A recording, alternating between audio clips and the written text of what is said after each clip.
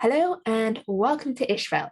Tonight, to you live from the wonderful Fire Islands, um, which are very well named. They are on fire quite a lot of the time. But yes, tonight we're picking up from where we left off last week. We landed on the island of Denvala, which has a slight bit of a dragon problem, a slight bit of a hellhound problem, and a not inconsiderable undead problem. But we'll see how that goes. But first, I'm Tiss. I will be your DM for tonight, and I'm joined by three of my wonderful regular players and a wonderful special guest for this evening. So I will hand over to them to let them introduce themselves. I'm Tam, and I play Adair, the Circle of Stars druid, who now has no family, no parent, no nothing. But hey, all good. I would just like to clarify, he has family, he has parents. He just has... I just don't know who my daddy is. Anyway. Yes. And hello, my name is Moira, and I am playing Uno, the human blood hunter, who is searching for fame or maybe searching for her own cause at this point.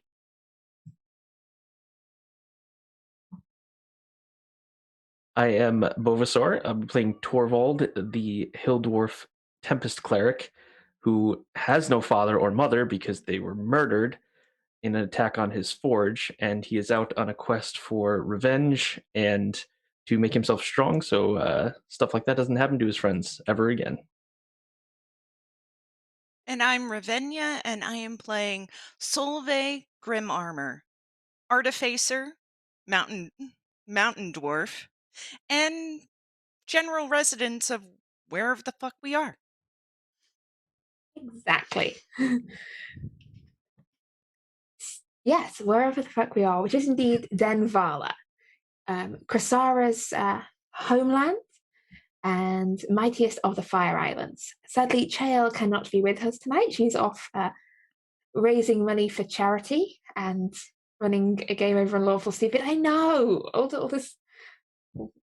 Yeah, no, she's doing an amazing job DMing first streamed game with children, no less, which I think is honestly a level of dedication. I am truly impressed. But yeah, they're raising. I cannot actually remember the charity's name, but I will. It's Extra Life, and it's for the Children's Extra Life. Miracle Network.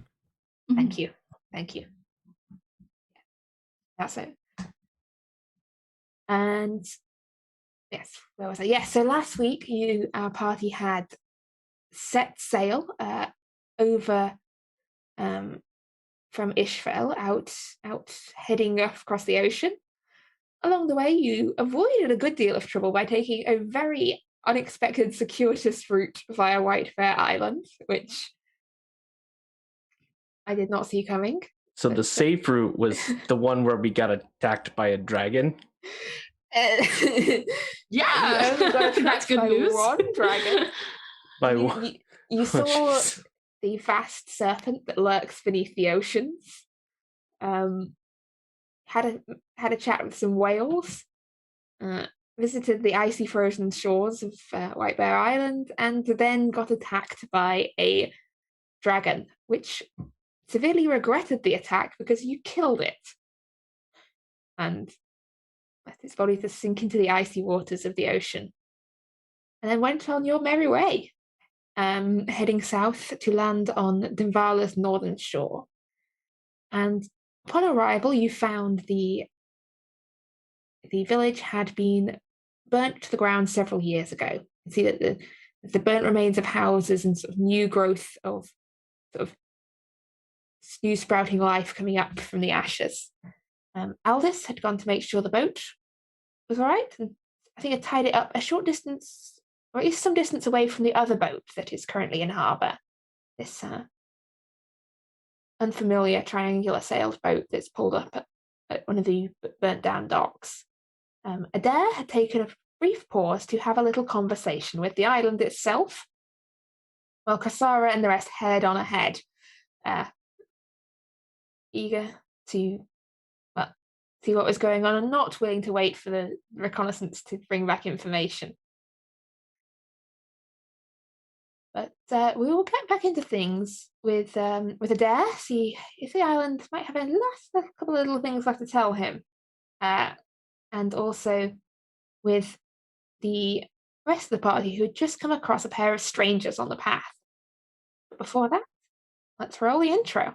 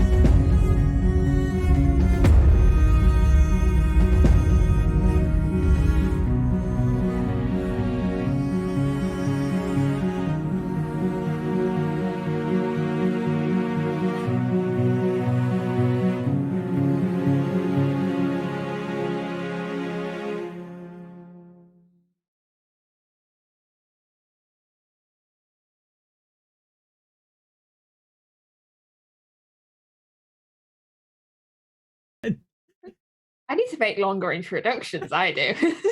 And we are back. I used to do like a good 5 minutes of just. Please wait. The DM is loading. The trick is then you have to make that content ahead of time.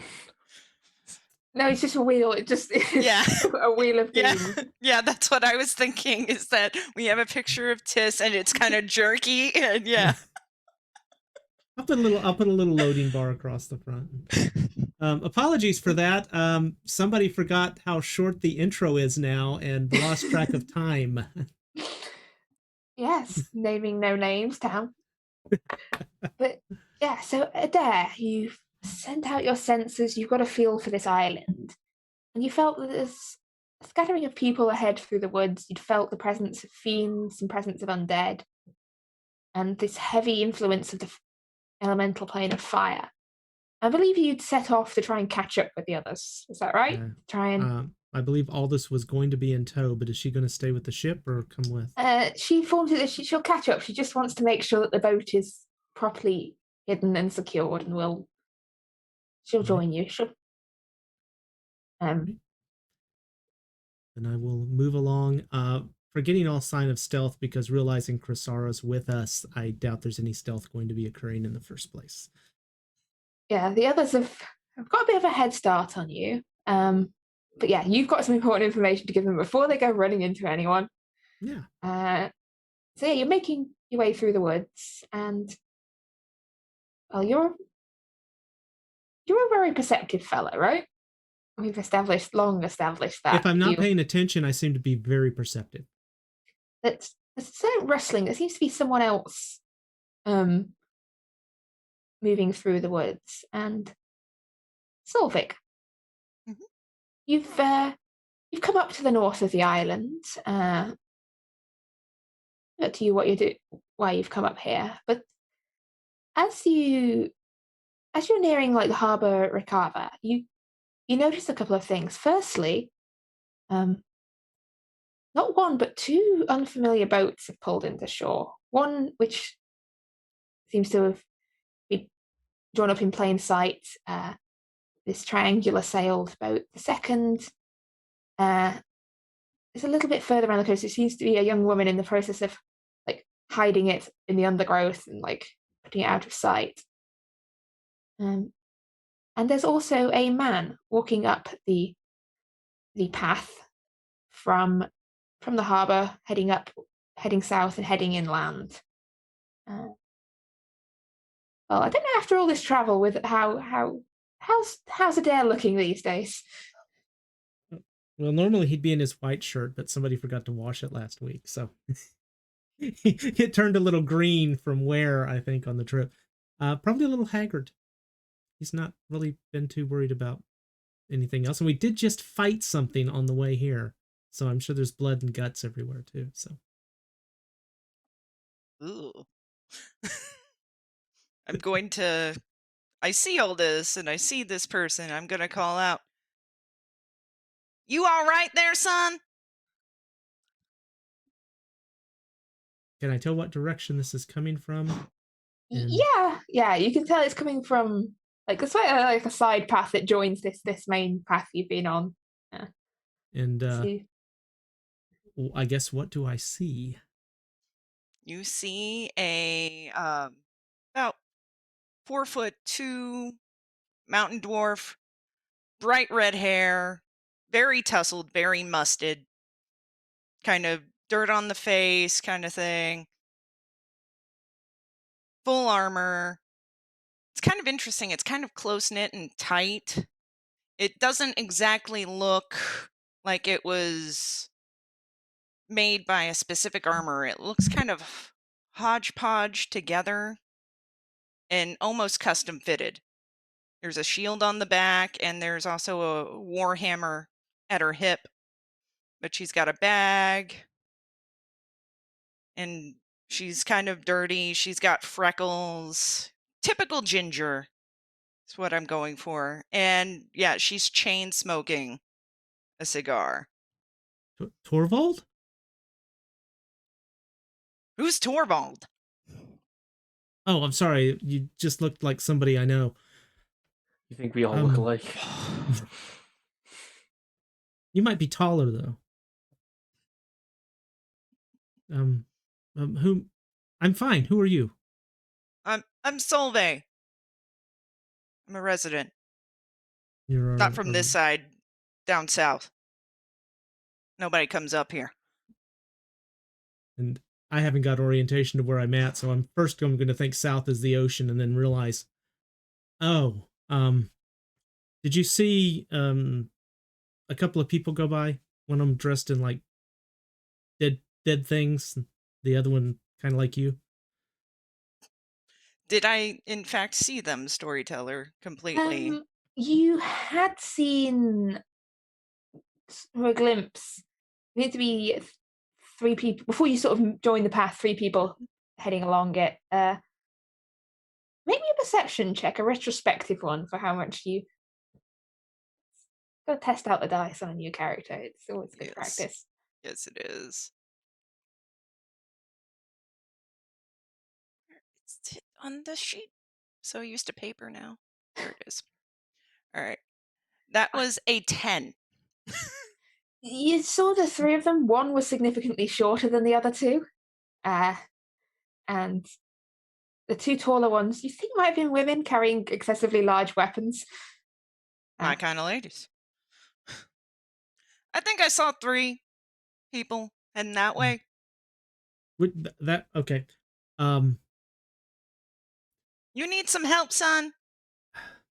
I have a question. Do you know there's a large number of undead on this island? Yeah, they're creepy and faceless, and they come out at night from the woods. Scares all the animals.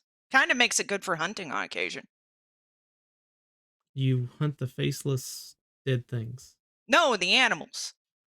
Food. Sustenance. Okay. And this is normal. This isn't. It's kind of odd. It really is. So this is a new thing. Yeah, it's weird. Horrible faceless undead. Terrible. And why are you out here alone? Well, do you need help? Do I look like I need help, son? But DM. no, what? That's a trick question. Don't answer it. It's the right answer.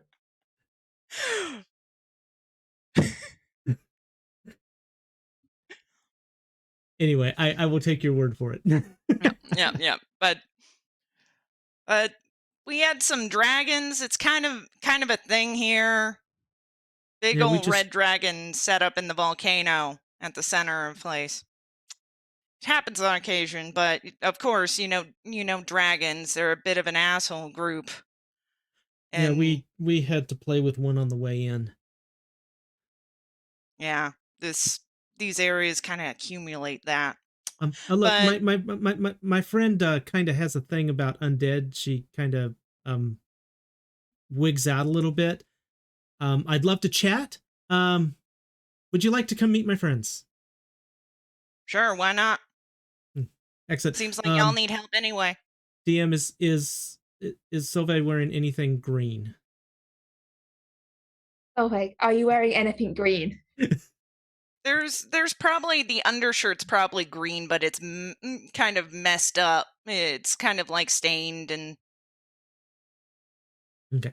I'm gonna look you over and you don't like have anything really green that you wear, do you? Oh, there's this shirt underneath all my armor. Let's just cover that up. My other friend, creepy kind of phobia about the color green. So. Oh, that's no problem. And she kind of shifts a little, and you see the armor adjusts without her really doing anything to cover it up. Impressive. All right. Well, Made it myself. Come along. Yep. And I will half drag. She's just chain smoking away. The smoke is billowing. All right, so as the two of you head on up this path, we're going to go back to Torvald, Uno, Chrysara, and the two strangers you just met. So you just had this sort of shouted greeting with this pair and had agreed to move in closer to talk. As you do, Chrysara keeps just kind of glancing up at the mountain in the distance. It seems like she's sort of zoned out. I mean, she doesn't seem to be paying attention to exactly what's going on around here. She just very much focused. She keeps like taking a couple of steps towards the mountain itself, not really focusing on what's going on with the rest of you. And you the two people you see this elven woman with the green cloak, which Chrysara doesn't seem to be paying any attention to. And you see this human wizard with a solid wooden walking stick, fairly young despite the walking stick. Like it seems like possibly for arcane means rather than just an old man with his stick, as Gandalf would say. But as you draw a little closer, the man says, "So you're not locals then?" Do we look like locals? Well, I've heard there's plenty of dwarves around these parts. And okay, I'm going to be honest. Not entirely sure what the people around these parts will look like. We've not seen anyone alive here since we landed. But he glances up to the sky. I figured that possibly had something to do with the dragons. Are you adventurers, explorers, archaeologists? You could say we're adventurers. If you weren't expecting to find people, then what are you expecting to find here? Archaeology. You expect to find archaeology? Yeah, and the woman sort of chimes in and goes, what he means to say is we're looking for treasure. She points at the mountain and goes, there's a dragon, and where there's dragons, there tends to be treasure. So you're treasure hunters? Yeah, treasure hunters. Have you ever fought a dragon before? Not a dragon, no. But I've fought other things. I mean, how hard can a dragon be, right? What are the other things you fought? Well, demons, lots of demons, Okay. and a giant, like, undead bone thingy. And Where did you find that? Oh, in the forests. What force? The Kethri, Hexog, whatever you call it. Dog. It's in the north. Big, massive forest. Noted. Oh, and spiders. Really horrible big spiders. Well, Why, okay. have you fought a dragon? Yeah. Oh. Multiple at this point. Just try not to get killed, I guess. Well, that's the plan. I'm Lenora. Hmm. And this is my what name I had now. What a good friend. No, I've written it down. I don't know. This is I have written it down and then closed my notes. Some dude I take around with me. You know how it goes. My husband. Seeing as they were kind of hesitant, do I think they are telling the truth? Maybe an inside check. My husband, El Nevin. 11. You can call him Nev. 11. Seems to be telling the truth as far as you can tell. The delays on names were on my part, not hers. Okay. She is much surer of her husband's name than I am. And these are the people I noticed something about, or was it just one of them in particular? Just him. Yeah. Just him. Okay. So you're not here. If you're not here to try and steal from the dragon, well, what brings you to Denvala? Well, one of our companions is from here, and she really wanted to visit home, so we decided to come here next on our journey. Oh, you know. Oh, well. And is it living up to your expectations? Well, I knew it'd be hot, but seems a little bit more dangerous than I was led to believe. Well, dangerous places are worth going to, right? That's where all the interesting stuff is. Hang on. Are those two... Are they with you? Probably. Uno will turn around. He'll like glance over. And further down the path, you can see off in the distance, like coming up the path, these two figures. One looks to be a dare, the other one's far too short to be eldest.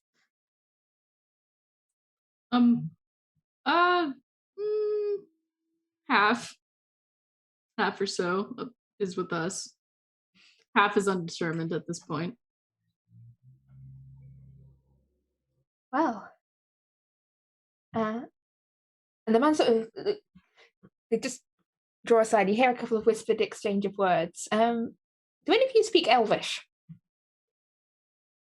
Most certainly not. Not me. Torvald will just kind of glare like, did you just ask a dwarf that? Yeah. Which case, no, you don't understand what they're saying to each other. They sort of then seem to be in discussion as Adair and Solvik. You can see ahead of you, there seems to be a bit of a cluster of conversation going on. You can see Uno, Kasara, Torvald, and these two strangers. A little further ahead and up on the path. So the short one and the two with the big fighting tools are with me. Do you know the other two? I think I saw them land, but I don't know them. All right. Well, I try not to kill people on the first meeting of them, so I don't know what your inclination towards that is. But It depends. We're all going to be stuck here anyway.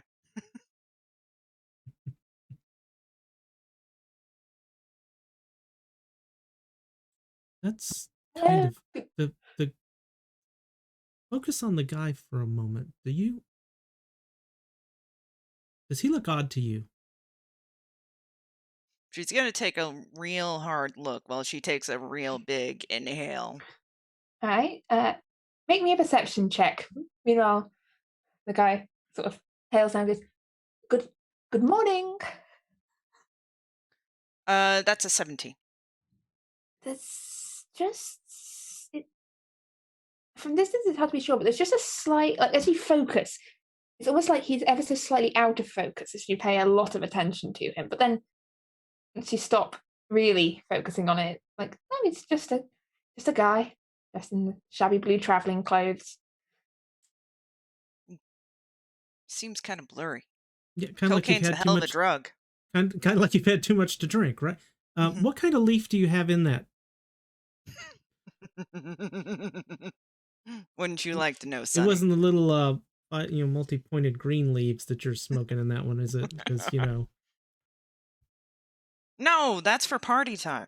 Okay, yeah, we call that druid happiness, but I just wanted to make sure. And no mushrooms, right? No mushrooms. No, Okay. no. Right. Yeah, maybe his vertical hold's just off. And I will raise my hand and the two seem to have stopped the conversation. And as the two first go, look, Lenora and I were just talking, and oh, sorry, didn't introductions. I'm Elnevin. This is my wife, Lenora.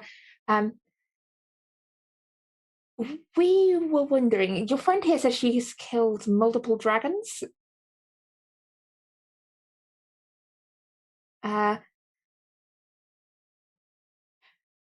Could we potentially interest you in helping us with a little dragon theft? You want us to steal a dragon? No, steal from a dragon. Although, there's a thought. We're close enough to hear all this, right? Yeah. Y'all do know that it's an ancient red dragon, right? It's okay. They've fought spiders before. They know what they're getting into. Spiders! Yeah. Big spiders. Uh-huh. You just compare a spider Torvald, to show her a your dragon. hat. What's that? Show her your hat. Which one? The spider hat. Of the 8 that we have. I don't have a spider hat. I think I gave it to Where is the Krasara. spider hat? Oh, yeah, I think Krasara has it. Yeah, there's so many. You I guys don't have too keep many track of that magic stuff. I hats. figured you I had. gave it to someone. I'm pretty sure I don't have it anymore. Oh well. He has this really great hat that we got from fighting the spider lady. It was kind of cool, but he Spider likes lady. his things. So Ooh. Spider lady. Look, okay. I've fought more things than spiders, but I will admit, yes, like direct confrontation isn't my strong point. You guys, I mean, she kind of looks over at this group of people, almost all carrying like either massive like hammers, mauls, swords, and she kind of just looks at it down. Look, you look like you can handle yourselves. And I'm just thinking that, if plan A, which is to slip in quietly, grab some things from the dragon and quietly slip out, goes wrong, you could perhaps help with plan B. And what be that plan? Kill the very angry dragon that is trying to kill us.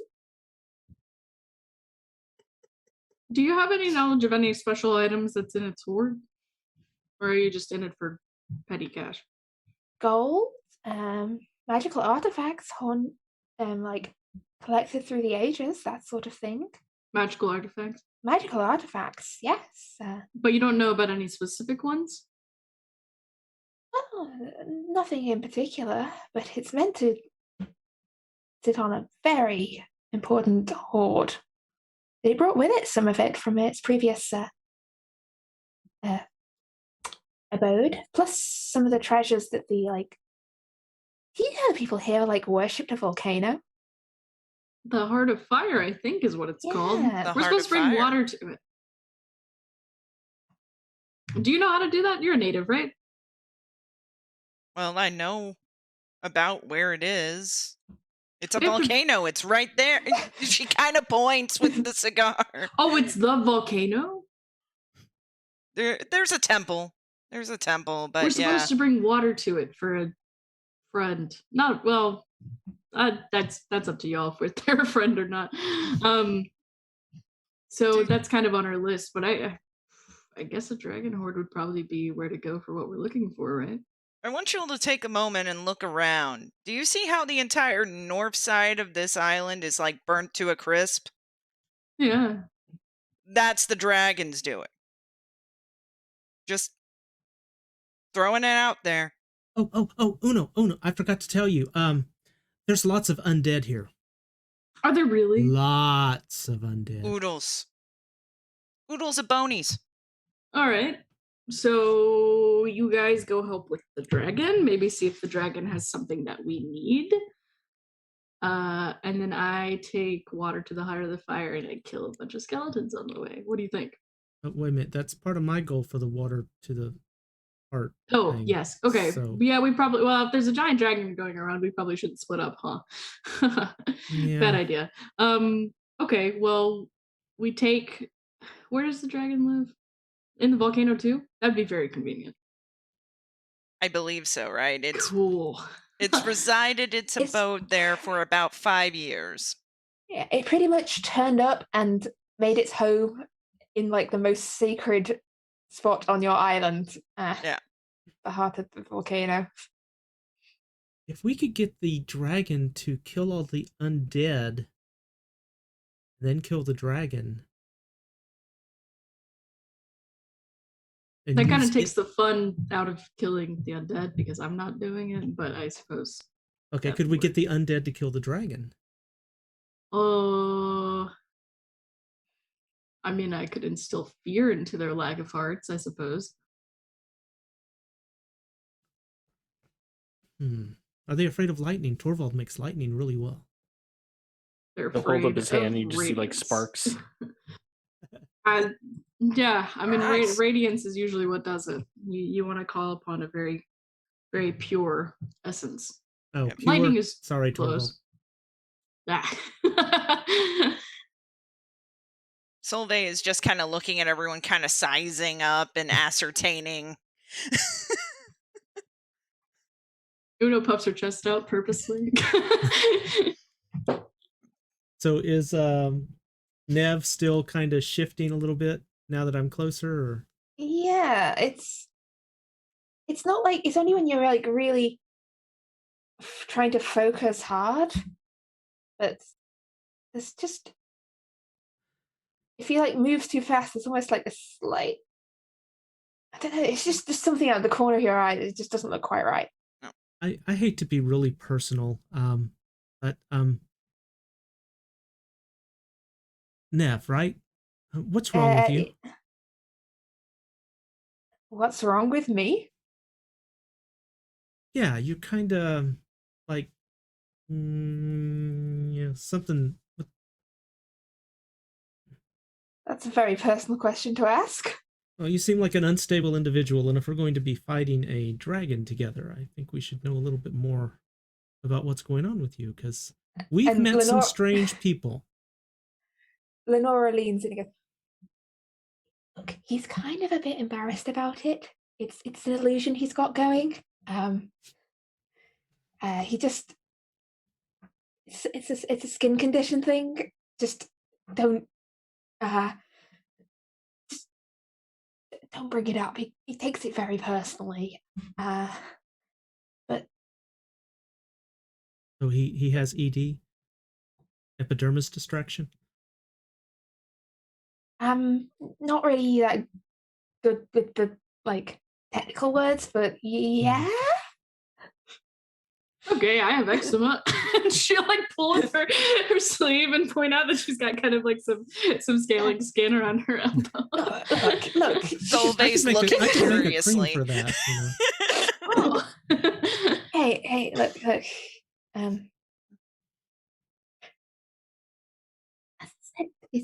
He's like, Nina, this is.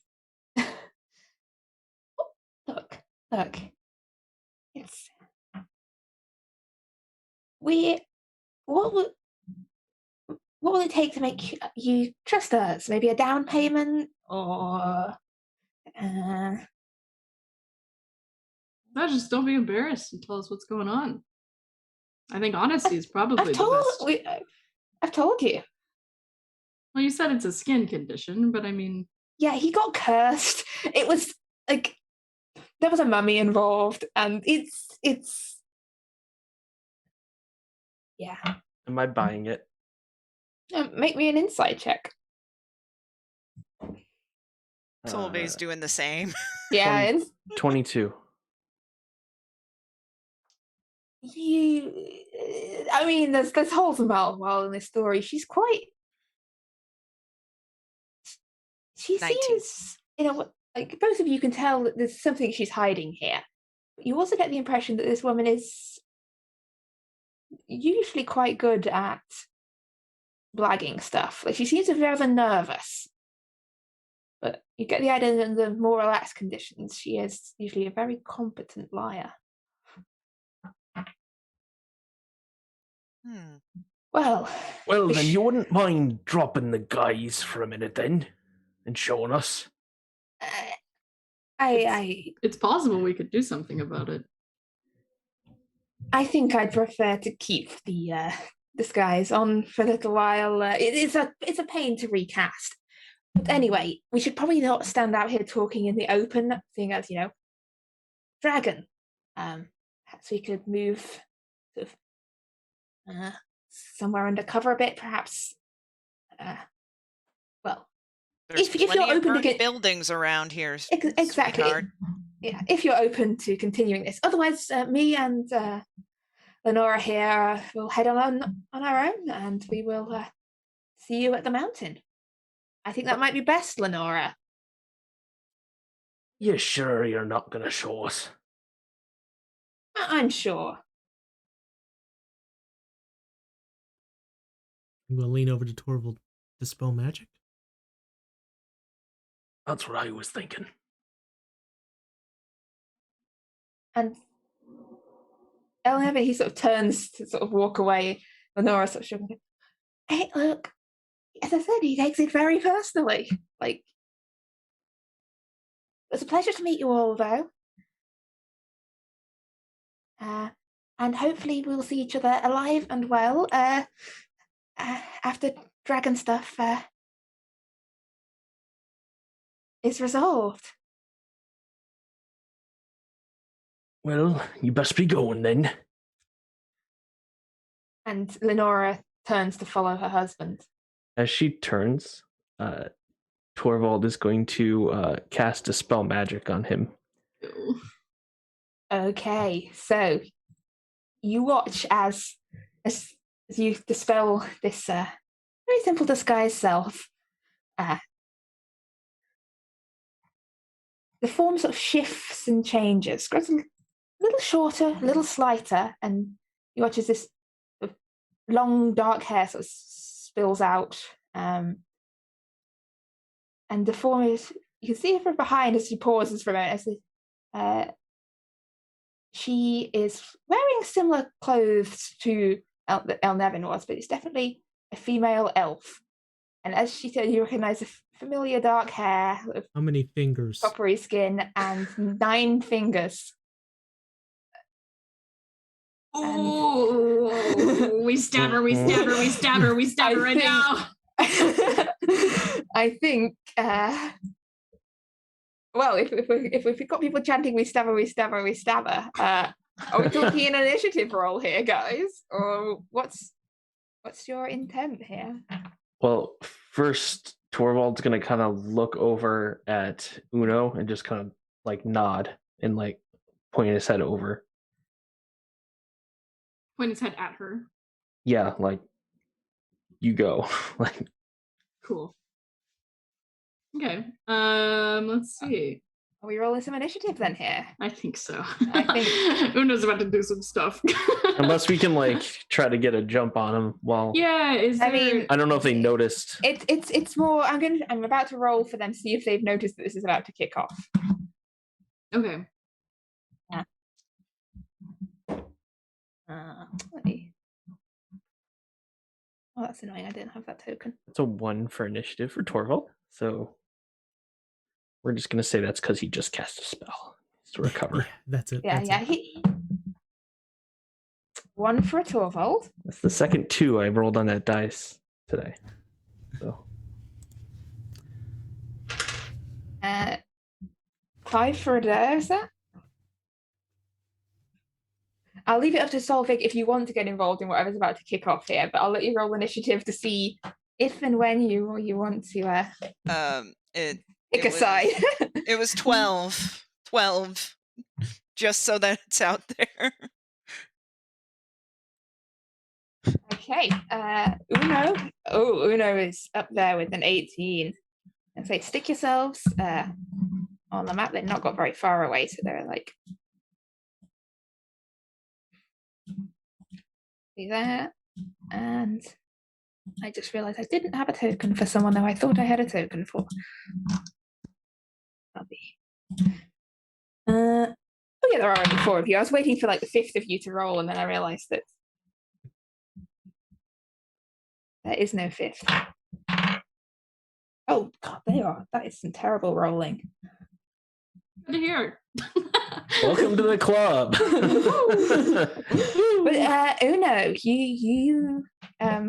they've turned away. They seem to have there's a brief pause because obviously they've noticed that the sky itself has suddenly been torn away, and so they turn back to look at you. Both you get to go first, then it'd be Solvig, and then over to the slow folks. But Ooh. I'm preparing a barbecue sauce on the side. I would like to go ahead and I'm just working on the other token. She's there. I just didn't have one. Great. So blood maledicts don't take an action, right? It says no action. That's so cool. If it's no action, then it's no action. For some reason, I always thought it was a bonus action, but it's not. So I can do even more on this turn. So I would like to go ahead and invoke a blood maledict. And I'm going to amplify it, so I take a d6 of damage. Which is fine. Okay, so she is now experiencing blood curse of binding. Ooh. So she has to succeed on a strength saving throw DC 13, or their speed is 0, and they can't use reactions until the end of your next turn. Okay, because it's amplified, it'll last a minute.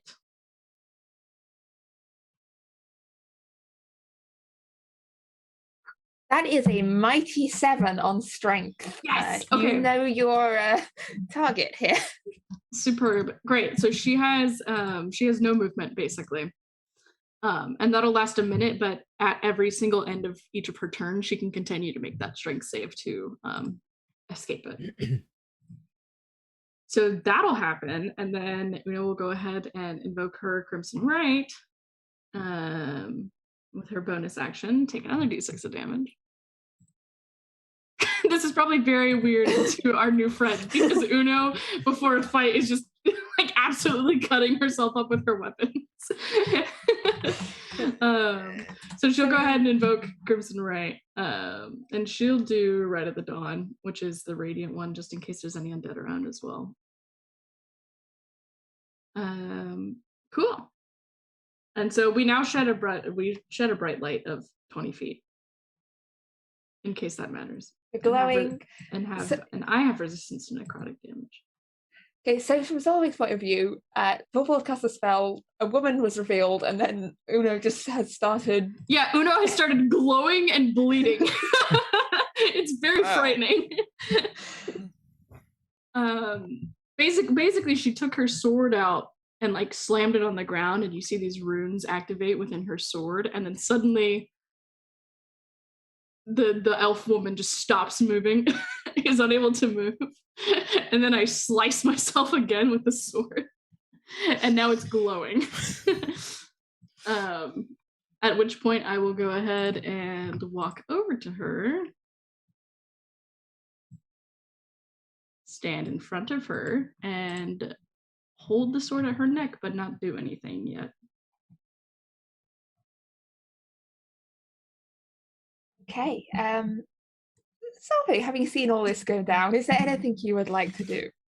I think seeing all of this happen, she doesn't understand why these people are getting into a rumble so quickly. But to slow things down, first off, you're going to see that it's kind of interesting because a helmet fully extends and encapsulates her face in kind of a defensive posture with the armor. And she is actually going to move and kind of stand in front of Torvald a little bit. Dwarves got to protect each other.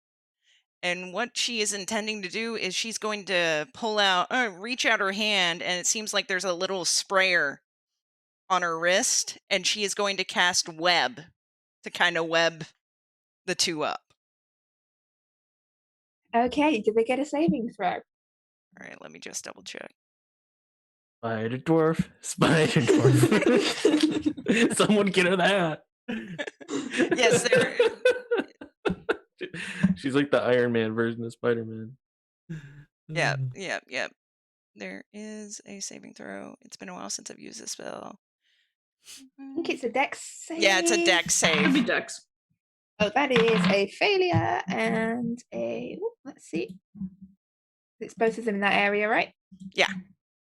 60 dex, feet. Dex. It might accidentally hit Uno, to be honest, because I'll have That's a dex fine. save from Uno then, please. She'll just look really cool and intimidating with web all over her with a sword up to someone's neck. If it makes her look cool, she's not mad about it. If it looks dumb, then she's going to be mad about it. Okay. Let's see. A dex save. Yes. That's a 19, so I think I'm okay. The other woman manages to dodge out of the way. But this one is. I mean, she can't move. And it's also now covered in spider web. Is it safe to assume that this other woman is like in cahoots? She seems to be, Or is she just kind of a commoner that is wrapped up in the scheme? Maybe an insight check. I will. She dodges out the way and she goes, aha! I said I could deal with spiders. Stupid. I got a 6. I don't know what's going on. I'm just excited about how cool I look right now. No, I thought I was the spider dwarf. Yeah, you don't know if she's well actually so at first it's hard to get sure, and then she kind of like holds her hand out and she goes, please, let's Solveig is also kind of going, hey, whoa, hey, talk. whoa, Let's talk. Hey, right? Talk. Oh, if I wasn't interested in talking, her head'd be off. Not Uno will say that. Obviously, I think diplomacy has failed here in some retrospect. The last time she left us in the underworld by ourselves with no way to get out. And she's very sorry, aren't you, Bentley? Oh. And so Uno has her sword to Bentley. The other woman is holding up her hand towards Uno. The spider webs everywhere. Adair. Superb. I'm going to step forward and walk towards Vinley and Lenora and put my hand out and go, Vinley, we didn't get off to a good start. I bit my finger off. We didn't get off to a good start. But I have to ask, and he's going to look at Lenora and say, why were you in my dream? I think that's a little personal, right? Yes. Lena, why were you in his dream? What was the book? Why was the book bleeding? And why did you look at me? And they kind of look at each other. There's a brief pause. I'm going to ask Torvald, do you have any initiative-related intentions here? What intentions do you have for my NPCs? Well, it's more, I didn't know whether to drop initiative or if you're about to hit everyone with lightning. So I thought I'd leave it up to you. Well, I'm Torvald. Lightning and such. We do have a quest to kill her. I think Torvald will probably take an action. So.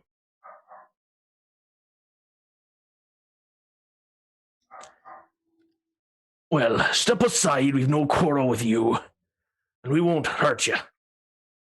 And he's going to reach down to his weapon as he's saying this, and he's going to, you just see him pull out this lightning, like blue aura version of his weapon that's shaped like an axe as he casts Spiritual Weapon at the 4th level.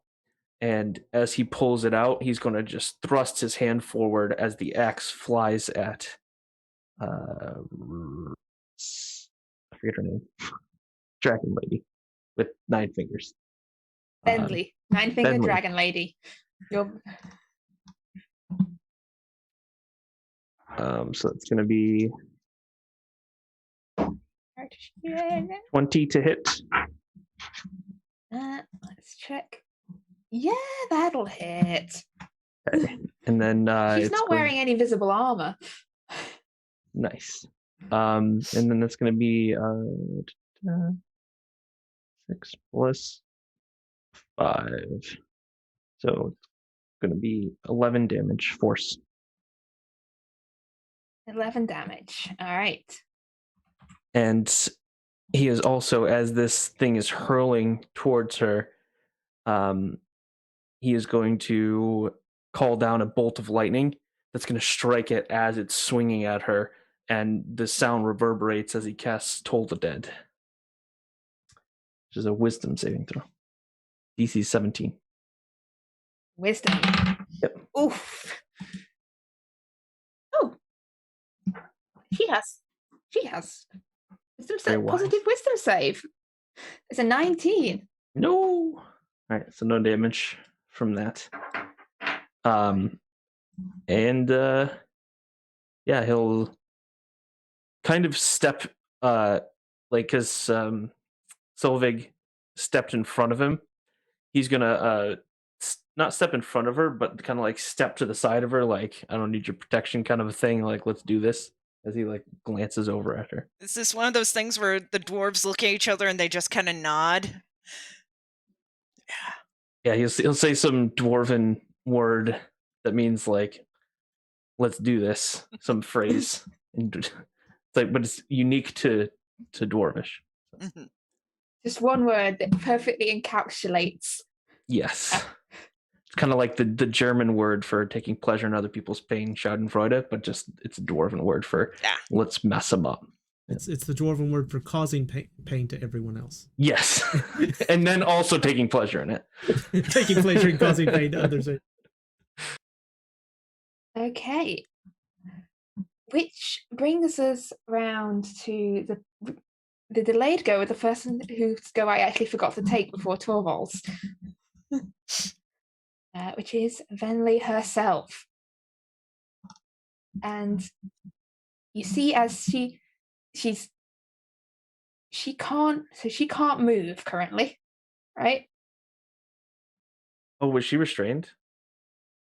What does it doesn't technically count as restrained. She just does not have any movement speed and cannot take reactions. Yes, no movement speed and no reactions. Gotcha. But you watch as she reaches out her hand like through this tangle of web and grabs hold of Lena, and then both of them disappear from the spot they're standing and reappear up on this rocky ledge above the path.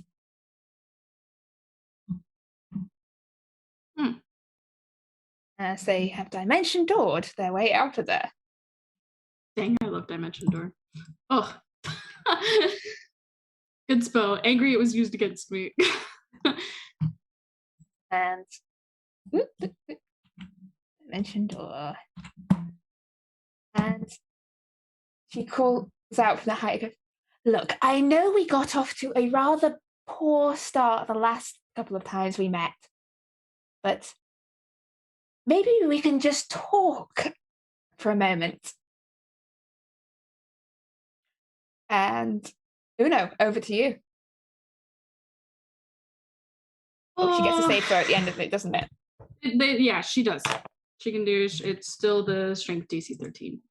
DC 13. She's. I went ahead and posted in. Yeah. 20, so Yeah. She is still held. Strength against a wizard. It's.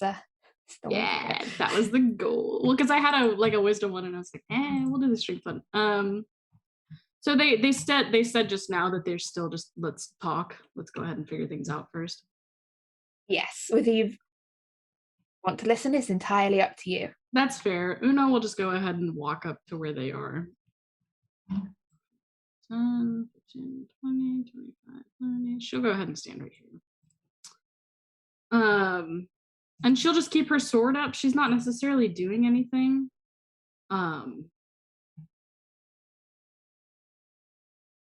Actually, well, I could go up there with them, I suppose. No, she'll stay right here and she'll kind of wait to see. Uno kind of has this thought process of pretty much anytime we're in a fight with people who are in relation to us, it's not her call on whether or not to take the offensive or not. So she's just going to stand at the ready. She'll go ahead and ready in action. If they start to attack, either if they come into melee range for whatever, with ill intent, she'll attack. All right. Solvik, you've had the just do this, let's do this signal, and then the pesky elves have teleported further away. What would you like to do? I'm not used to using Roll20. Are they still within 60 feet? That's just my question. Let me get my ruler out. We should have stepped up too, though. I don't think we'd be, because she stepped up and I stepped up next to her. Yeah. So yeah, she if you're would have further been forward, then you're further forward. That's fine. Yeah. Yeah, she would probably would have been like within there. 60. They're within 60 feet. Yeah, yeah. They should have had the bravery to venture off the map. Yeah. Solvit looks over at Torvald. It's like, are we doing this or what? I'm done talking with this deceiver. All right. Is the one that I covered in webs still covered in webs? Yes, the webs are gone with her. All right. I'm going to use a cantrip. I'm going to create a bonfire at her feet, which should catch the webs on fire. Yeah. Okay, is there any kind of saving throw for create bonfire? I'm going to check. This is fun. Dexterity save. But I think she had disadvantage with anyway. No, she failed the first time without disadvantage. You just hear this like, oh. And you see it here, Uno, you're near the front, you can hear her say to the woman beside her, and this is why I said talking to them wouldn't work. They are very unreasonable people. I told you it wouldn't work. And the other woman goes, unreasonable. You stole our boat.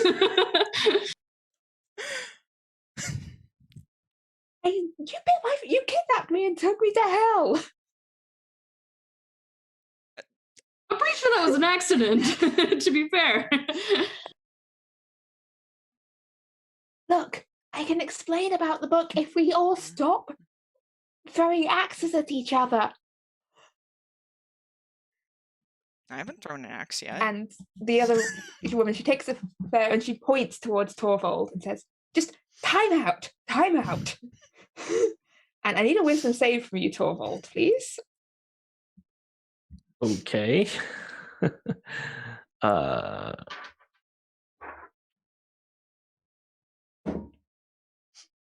going to be 17. Ooh, that may be enough.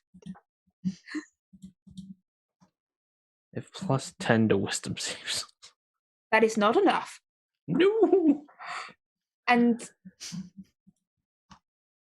the two of you standing next to Torvald, you watch as his form shrinks and collapses and diminishes down into that of a very fluffy white bunny rabbit.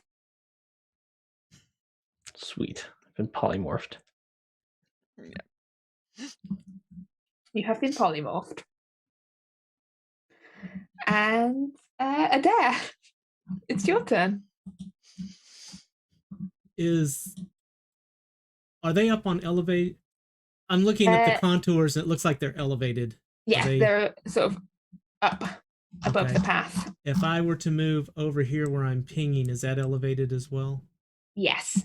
Okay, I am going to move up there, which shouldn't probably use up all my movement to do that. And then I'm going to look over and say, I'm willing to talk, but I need to know you're not going to run. Do you promise? Promise, if no one else tries to kill us, we won't run. I am going to cast Wall of Water between Lenora and Vinley and everyone else here, so it'll be 10 feet tall, about 30 feet long. Hopefully I can still see them on the other side of it since I'm elevated. What, like there? Yeah, exactly. Yes, it's like a waterfall just in the air. Can we calm down now? And this is moment of, well, Torvald, you're a rat. Actually, Bentley's before Torvald. Actually, write her on the order rather than just on my effort. End of her turn, she gets another strength I hadn't save. been looking at him making his bunny face. She manages this time to like break free and like steps away from this bonfire, stamping out the fire that's around her feet. It has burnt away the webs. Bunny Rabbit Torvald, what would you like to do? And as he does that, the axe flies towards her. I assume it's normal polymorph, right? And I can still control my spells. It's normal polymorph. I mean, you have got the wisdom and aggression and everything. I don't know if you can still concentrate while it's polymorph. It's not concentration, and you can hold concentration when you're polymorph. You've got an attack rabbit. Yeah, and she moved up to what's the blue line again? Wall of water. Can the axe get that far? Yeah. Oh god. That was 5, 10, 15, 20. So it was going to be just short, and then she stepped up. Right? Yeah.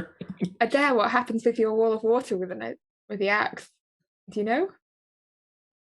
Is that considered any kind of a ranged attack? No, it's nothing. It's just a. It doesn't it's an even object, I guess.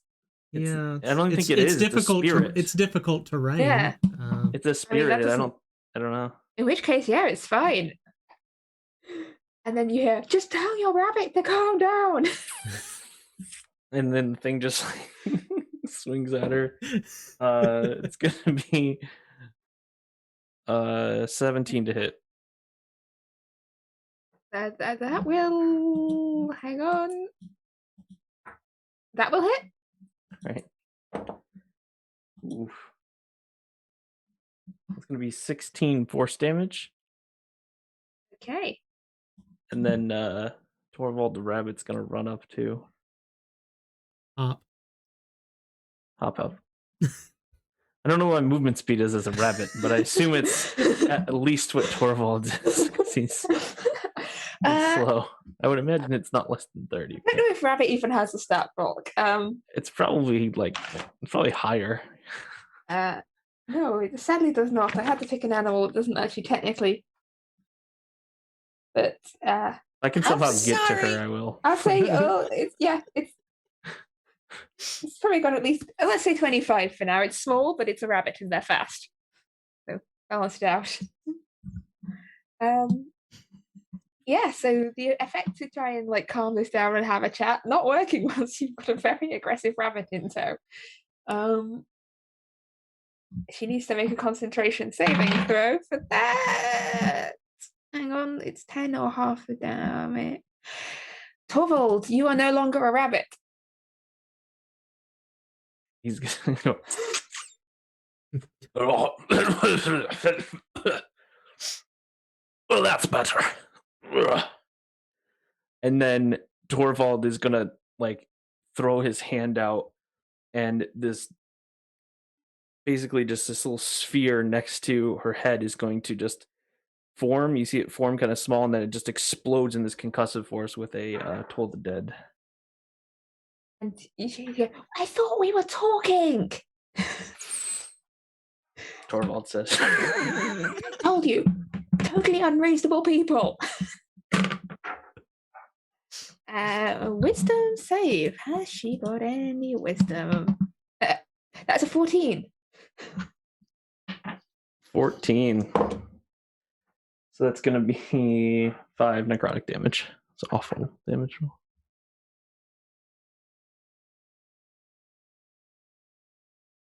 Oh no. Everyone seems to be almost at a pause here. It reached a... Maybe up to you what you want to do here. Yeah, I think I don't know what I want to do. Everyone's chaos. I know that Torvald will. It will take a lot to get Torvald to not be attacking anymore. But if hopefully he notices if he's the only one attacking that he'll stop. So she'll go ahead. She's still binded by me, correct? She hasn't still broken that. She broke the one that was making her not be able to move anywhere. Oh, that one. Okay. Yes. Just excellent. Cool. Get rid of Torvald department. I'll probably invoke another blood maledict actually. And she'll probably save, but we'll see. I take 3 damage. Taking 10 damage at this point. I'll go ahead and well, let me see. Do I actually? No, actually, I won't take any damage because I'm not going to amplify it. Screw that. I'm going to do Blood Curse of the Anxious, which just means until the end of your next turn, all creatures have advantage on charisma checks directed at the target creature. So specifically intimidation. Okay. So if we all just kind of stop and just intimidate, ideally she can kind of come to our ground. I also have the Haunted One background. So technically speaking, if Lenore is more of like a commoner and not like directly evil or against her, like they should fear me, but also be willing to extend every courtesy to help me. Okay. Unless I've shown myself to be a danger to them, which granted I have shown myself to be a danger. You have shown yourself. But I'm being a very benevolent danger. Yeah. So, but yeah, so she'll go ahead and just kind of make an intimidation check to see if she can get them to come down and just like. Okay, so you're trying to. All right, Yeah. give me a roll here on intimidation. And I have an advantage now, which Yes. is very good because I normally have very bad intimidation, surprisingly. Great. Well, I got a 7. Woo! Not scared of you. No, that's fine. And that's actually fine. No, it was against Bentley, and she would not say that. Yeah, that's okay. You think I'm intimidated by you? I mean, there's a dragon skull. Who even ship, are you? so. Some kind of diamond wannabe? I literally am what? I'm from the family. I'm the original. My name's Uno for a reason. That'll piss her off. Your name's Uno because you're the least powerful one. Truth. Y'all haven't even met the other. There's like 4, 5. Yeah, but I've seen Umbrella Academy. Whatever. Fine. Solving. These shit keeps happening. What do you want to do? What are we doing here? Come on. Are we killing them, or are we keeping them? Are they gonna be little friends? What's going on? Well, after that comment, I think I've changed my mind. All right. Solving's gonna move up. And I'm trying to see. Is this like it's a waterfall, right? Blocking Yes, or there's a waterfall blocking. Oh,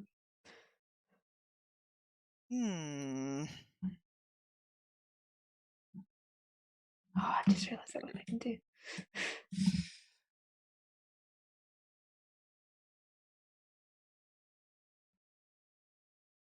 Okay.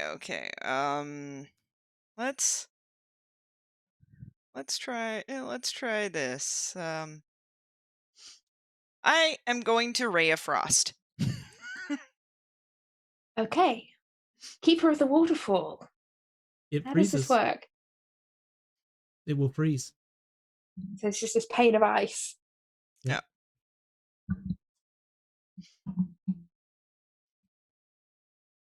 And that's this pane of... As its eyes freezing with this spectral axe sort of halfway through this wall of ice. It's spectral. So, the other woman goes, look, this is the last opportunity. Are you going to let us talk and explain things? Or do we need to put the dwarf on timeout?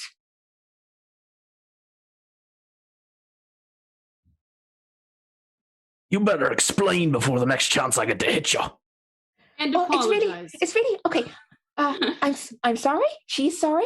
It's really hard to say this all very fast in about 6 seconds, but I think maybe we can come to an agreement and deal with the significant problem of a giant dragon living in a mountain. And would you please try and stop chopping my wife's head off? Thank you. Life! Woo! Congrats! Okay, we kill both of you then. Like, 3 months. It's going great. Dragon is kind of a big deal here. Yes. Kind of be nice to be without that, to be honest. Well, you didn't see this one transform into a dragon and attack us. Fair point. She's very sorry for that. It was a misunderstanding. She's not great at negotiation. She won't do that again. As long as you please stop sending an axe at us or don't bite off any more fingers. Can I ask one question actually real quick? Yes. What did you do to piss off a druid? Me? No, Vinley. Which druid was it? What was her name? He's asking about the list. Yeah. Who gave us this list? Bentley, how many druids have you pissed off? Can I raise my hand? Other than that one. I am not aware of having pissed off any other druids. Not personally, no. Well, there's one that asked us to kill you. So there's that. I wasn't aware of that. But I do have a large number of enemies, so... Are we talking, not fighting anymore now?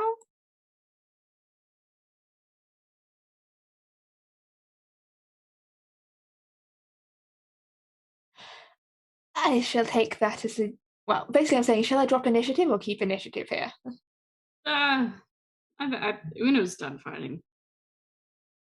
She is very aware of the list, though. She's going to keep pressing about that. Because technically we're supposed to kill her.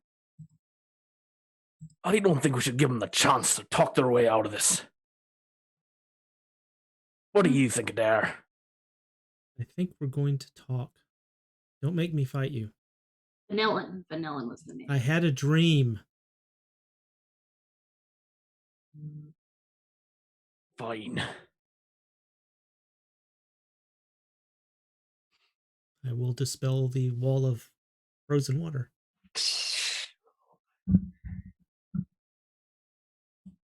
All right. So they sort of step down off the. Oh, they're still keeping a bit of a little bit of distance.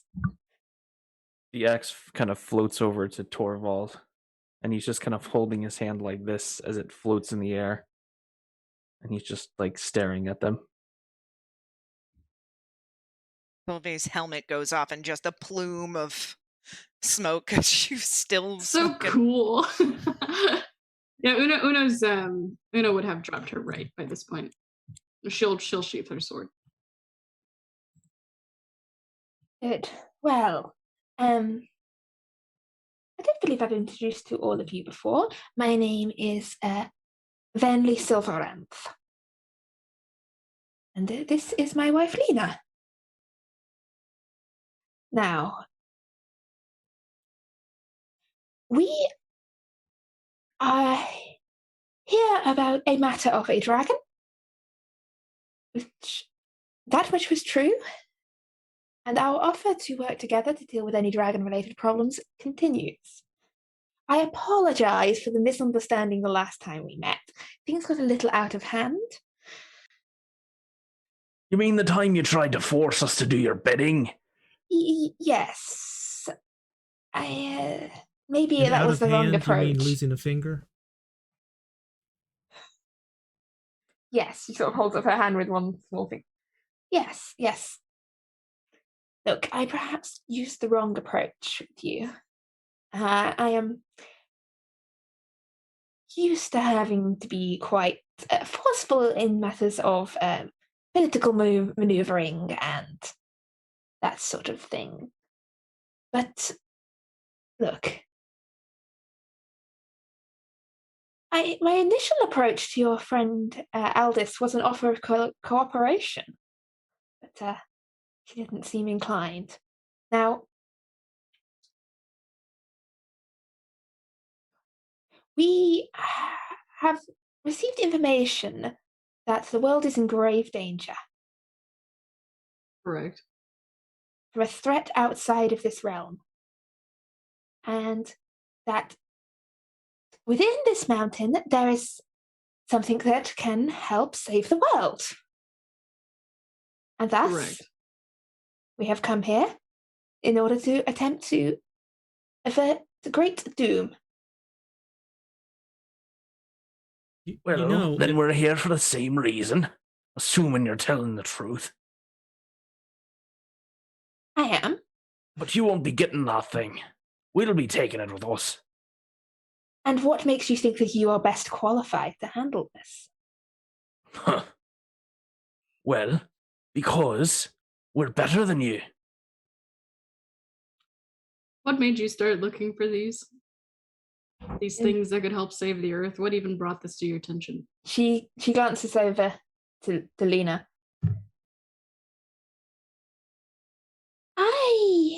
I have a book that tells me things that are going to happen sometimes. And it told me that we should come here. And I managed to convince Fenley that that was a good idea. I think you said you saw it in a dream? You must be Adair, right? The finger-bitey druid? That's me, Adair the Finger Eater. If you truly had the world's interest at heart, then you would just let us go on about our business and do what we need to do to save it. We've proven that we're upstanding people, and so far you've proven that you have a track record of lying. So we're not trying to stop you. We were offering to team up. Okay, but you did it under false pretenses. So you can understand why we're hesitant to accept that. Well, we were more worried that if we turned up in our own guys, you might instantly try and chop Vanley's head off. Yeah, which we did. That's fair, but there's reason behind that. I mean, you've established yourself as someone we can't trust, so... Look, as I said, she's not always the best at handling that sort of situation, which is why I came along on this one. And whose idea was it to put her in the guise? Whose idea was it? Was that? I thought that was your idea. Oh, that was your idea. So you're either a liar and you just wanted to deceive us, or you're just incompetent and you didn't foresee that it would upset us even more. So, Hey, I've never met you before. Like, I didn't exactly know how this would play out. But look, I'll leave it up to you. Either we go on together, or we'll step aside and let you go and get toasted by a dragon. You killed them before, after all, right? Clearly much more confident than us. and how do we know you're not just going to stab us in the back? I wouldn't stab you in the back. I would wait until the dragon had killed you, and then I would come and pick up any useful bits and bobs of your corpses, and I mean, why do I need to stab you in the back? There's a dragon. I'm saying we're fighting the dragon, and we're in the middle of battle. How do we know we can trust you at our side? Oh, I mean, if you take us with us, like, look, there's a dragon. It's a clear priority here. What can... I mean, I can say I won't stab you in the back, but then you'll just accuse me of lying. I can cast a spell that makes people have to tell the truth, but if I cast it, then only I know if I'm telling the truth, so that kind of doesn't work. It's an A+ for getting information out of people, though. You cast it and then you like menacingly loom over them, and anyway. Are you working on your own at this point? Weren't you part of some whole ordeal, studying ships, etc., etc.? It's a very, very long and complicated story, which we probably don't have time to get into right now, but essentially, Venli sort of works for the Elven Empire, but sort of we've got our own thing going on the side, and this whole, impending doom thing kind of took priority over previous plans, and kind of meshed in quite well with the, murdering a bunch of Imperial elves plan, but that's on the back burner.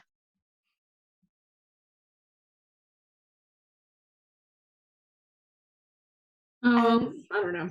It wasn't supposed her. to kill you, as according to a list. You pissed off someone in Fenelon. I don't even know who that is. Well, they know who you are and they want you dead.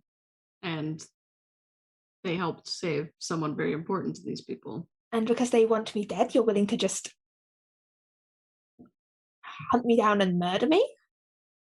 Because to be fair, you actually came to us. So you okay. You're willing to just go with murdering me because some druid? It's one of the factors. The other things are, all the other stuff you did. Like deceive us and try to trap us in hell forever. To be honest, the fact that you're still alive right now is actually pretty kind of us. I'm willing to stop at just If your I remember our forearm. last encounter, I rather came out the winner there, and there was only one of me. So I wouldn't be so sure about predicting your victory should this come to a fight here. I'm pretty sure you turned tail and ran. I don't know what you're... Oh, that's a victory. The elves would have won a lot more wars if that was true. I get that one, Torvald. Let's not bring this down to an elves versus dwarves thing, because that will just end up ugly. We'll end up elf, you said? I have to ask the humans here to intervene and break things up. Now, I leave it up to you. Together or separately?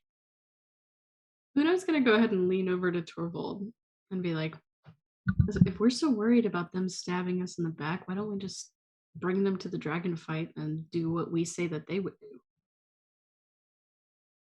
Push her into the lava or something? I don't know. then we'd be no better than them.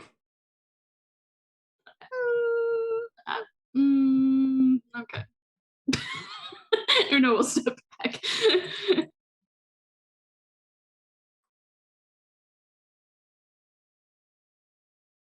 Fine. You go ahead, and we'll follow behind. All right. Well, uh, second point of it, are we attempting to go look for the dragon today, or do we want to get closer to the mountain and make camp? I'd assume camp, right? We're Good. still pretty far out from the volcano. Yes. I mean, we have our own arrangements for accommodation for the night. And I'm not sure I trust you enough, so I'm afraid you will have to make camp outside. That's fine. You don't trust us. Well, if you trust me, I could invite you to spend a lovely night in very comfortable accommodation. We've no reason to trust you. What have we done to break your trust? Just You attack threw them. an axe at my head. Aye? For good reason. I didn't Look, deceive you. Or go back on my word now, did I? I would say axe throwing is rather more severe than a little bit of lying. I disagree. Well, we shall have to agree to disagree. He sort of turns tail and starts walking up the path. I'm so sorry. What was your name, friend, stranger, dwarf? Solveig. Solveig. Armor. Solveig Grim Armor. Are you named after your armor, or did you name yourself after? How did that work? It's actually a long chain of familial. Oh, do you all have that cool armor? That's cool. Family Alright. trade secret. I love it. Are you in on this now, by the way? Forgot to ask. Common courtesy. I don't want to march you off to a dragon fight with someone who's tried to kill us before as an ally. I'll be honest, I think you all need someone that's at least a little bit more reasonable. Someone that's not got their head too far up their asses. With them, at least. All right. I'll take that. It kind of hurts, but I'll take that. All right. Is the only water on this island at the coast? So if we want to bring water, we should probably grab it now, right? There are some streams in the more forested area. How good the water is in the ones that are closer to volcanic bits, you're not sure, but there are. Okay, Uno would probably. Are we still close enough to? I'll just assume that she grabbed it already. I think from the shore and is planning on taking it all the way. Case scenario, we could make another waterfall. True, we are capable of just making water. That's what I said earlier. Okay. I can take care of it. Yeah. Okay. Well, then, yeah, that's fine. And it doesn't say how much water, so True. we could just spit, right? So True. Okay. Well, cool. Yeah, I think making camp makes the most sense. And as you've sort of made this decision, you realise there's a rather significant absence from your party. As during all this on-off fighting and argument with elves, you seem to have misplaced Crisara. Yeah, where'd the big woman go? she's probably turned into a chair. I'm right somewhere. here. Well, the other big woman. the medium woman, the one that's not as big as me. Yes, right. Actually, I think Crisara is taller than me. To be fair, That's kind of what I thought too. I think from the dwarf perspective, they're both Equal. rather large. Yeah, that's fair. I don't know. This is her homeland, actually. She's from here, so she might have traveled a path. I don't know. She likes to wander off from time to time. I'm sure she's fine. If you say so, she looked like she could take care of herself. That's all I'm saying. And you don't think I can? Oh, no. I'm the other also big woman. You also look like you can with all the implements, but you seem to have some sort of issues. Maybe you should talk to a cleric at some point. Or cleric has more issues than I do. Oh, not that one. I understand. What's that supposed to mean? Oh, you know what it means. Just saying she might need some professional talking to with all the cutting, possible daddy issues. Who knows? Una will stop talking immediately and just be angry. And so, as the party, following the very trustworthy elves, heads on up the mountain with a plan to steal from / kill / otherwise got on the wrong side of a dragon, I think that might be a good time to go to break. And we'll be back shortly. And we're back.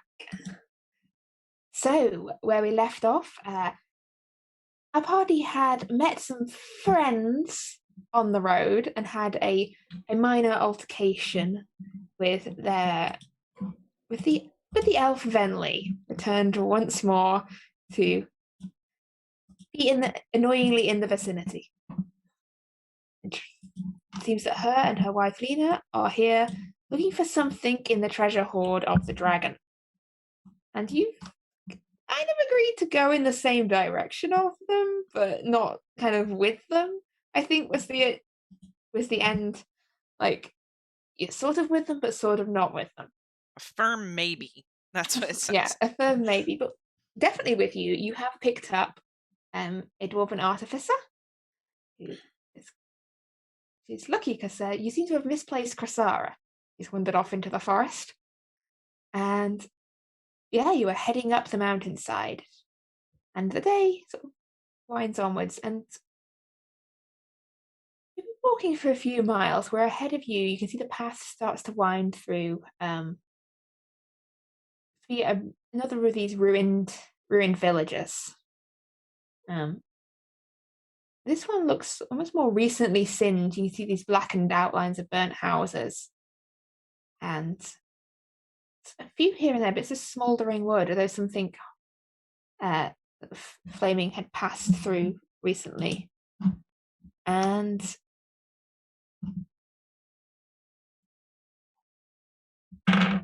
you can hear the sound of something moving around in the ruins. Something like the soft shuffle of something, and then it came.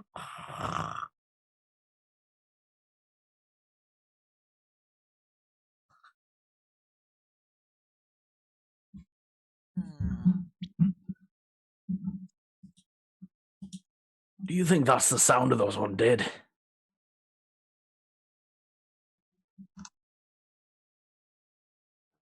Is that what you were talking about, Solvig? There's undead, there's monsters, but usually the undead only come out at night. Kind of scares the animals out.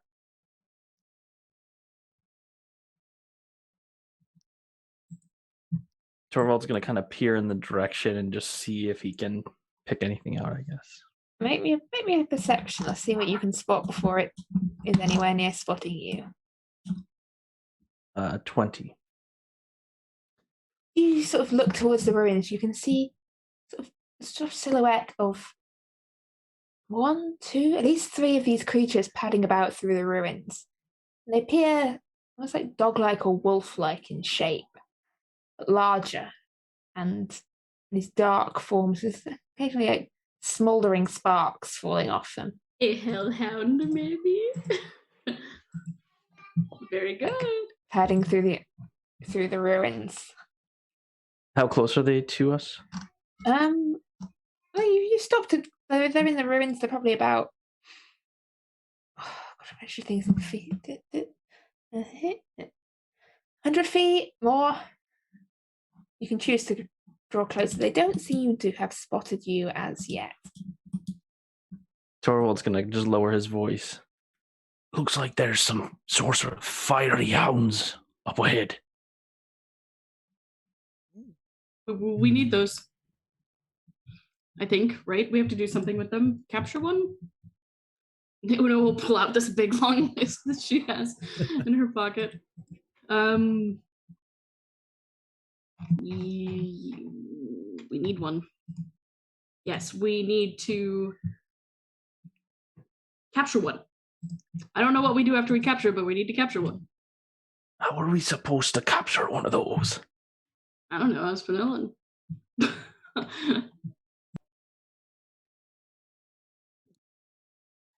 I almost think that maybe this was supposed to be a list intentionally difficult to complete. Y'all got your heads on right? Did I just hear you say you want to capture a hellhound? According to this list, we should, yeah. I don't necessarily want to. We just are kind of in a debt to a druid. Is this list titled 10,000 Ways to Die by some poor schmuck somewhere else? Well, probably. We do have to milk a chimera and lay the ghost queen to rest. Steal a goat from giants. Yeah. Kill Vinley. Yeah, that too. So yeah, basically what you That's said. my favorite one. Well, look, I heard of a druid, more of a hunter type in a distant land who used to take meat, and he would take it up to the animal and just keep handing it meat until it became friendly to him, and then it became a pet. Maybe Torvald can do that. Why me exactly? Well, Uno was really more, jeez. The previous Uno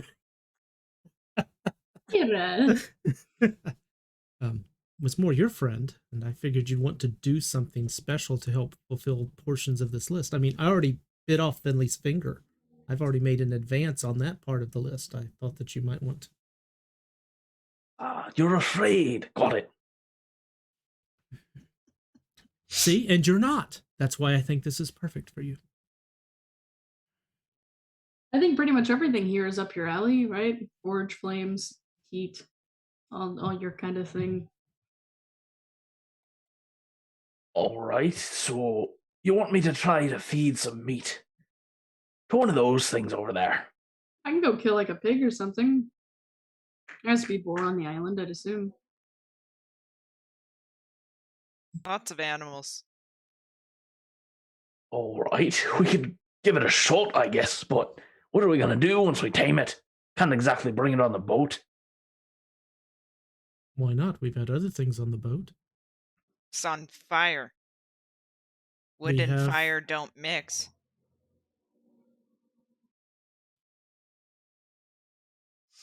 We'll wrap it in dragon skin. Worked against the cold. Should work against the flame. That might work, but maybe we just skip that one for now. We'll come back and do it later. Well, I think that still leaves us with, if that's the path we have to go in, we're going to have to do something. All right, well, we're not very good at sneaking. We could You try reckon that. you could also detour around it if you wished? Detour around. I'm not familiar with these words. What language are you speaking? Elvish. That's what I figured. Sounds like something Elvish. Sounds like elvish cowardice to me. Well, maybe they won't attack us. All right, I guess I'm wrong.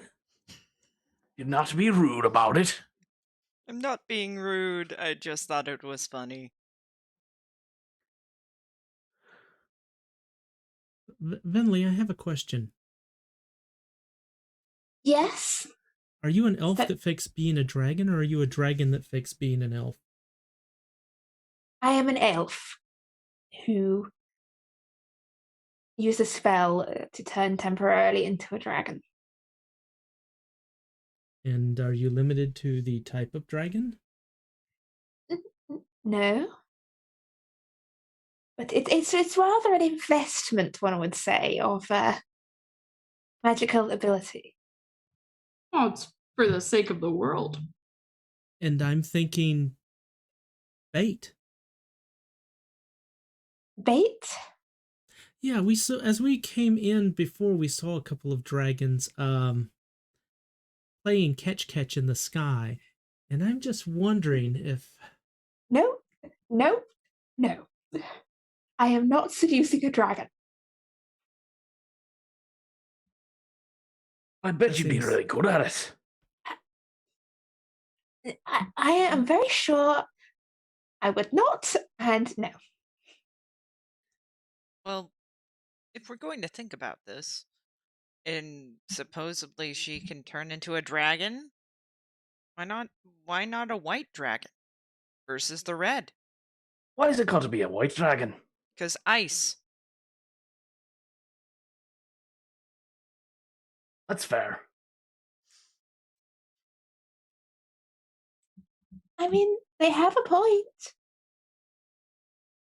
I think the bait would be better, because then the dragon would leave and then we could just go grab all the treasure and take off with it. But you seem really set on fighting this thing. I am not set on fighting this. I'm not entirely comfortable with attempting to convince a dragon I am its mate. You'll do fine. I'm sure you'll master it quickly. You'll be the don't have to- masturbator. You don't. You had to make it weird. Yeah, we're rolling along. You don't necessarily have to. You don't necessarily have to seduce the dragon. I mean, you can go ahead and just. I mean, pretty sure dragons are territorial based on what we saw in the seas. So even just your presence should get it to leave and piss it off. The thing is, I would have to turn into a slightly smaller dragon than this dragon. Oh, so you can't match big for big. I get it. No. But we'll put that one in the list of ideas. Plan C. Look, are we trying to capture this hellhound? Are we going round them? Are we going through them? What's the?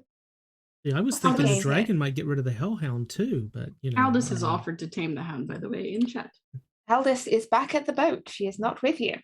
Ooh. Mama, what say you?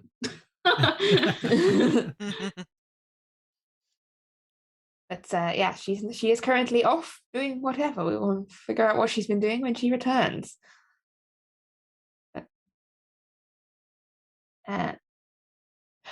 Well, I suppose I could turn to. If we're going after the dragon tomorrow, I could turn into a dragon today and try and scare off the hellhounds. Unless you have any better ideas. I'm Sounds always fine to down to me. hunt. I'm always happy to go get a pig or something. Good for the hounds, good for us too. Solveig, you seem to know more about these hounds. What should we do? What do they not like? What scares them? Well, they're hellhounds. They're kind of fiendish. They're fiery. They don't really like ice. Tend to be aggressive and territorial. Kind of like a dragon, but they're smaller.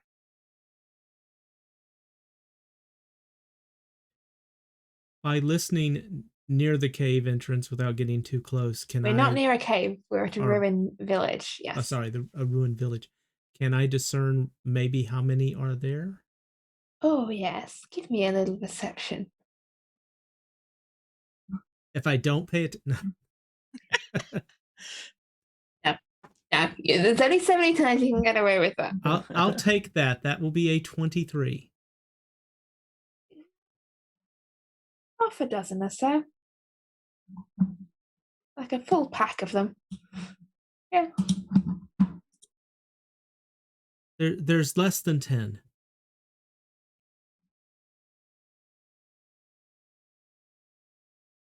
All right, let's do the dragon plan. Sounds good to me.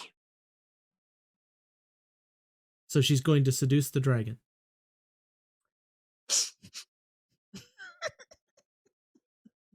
Oh, the other I dragon was going plan. for turn into a dragon and scare the hounds Scare the away. Oh, the other dragon plan. Sorry. I stand back. Back. A bit further.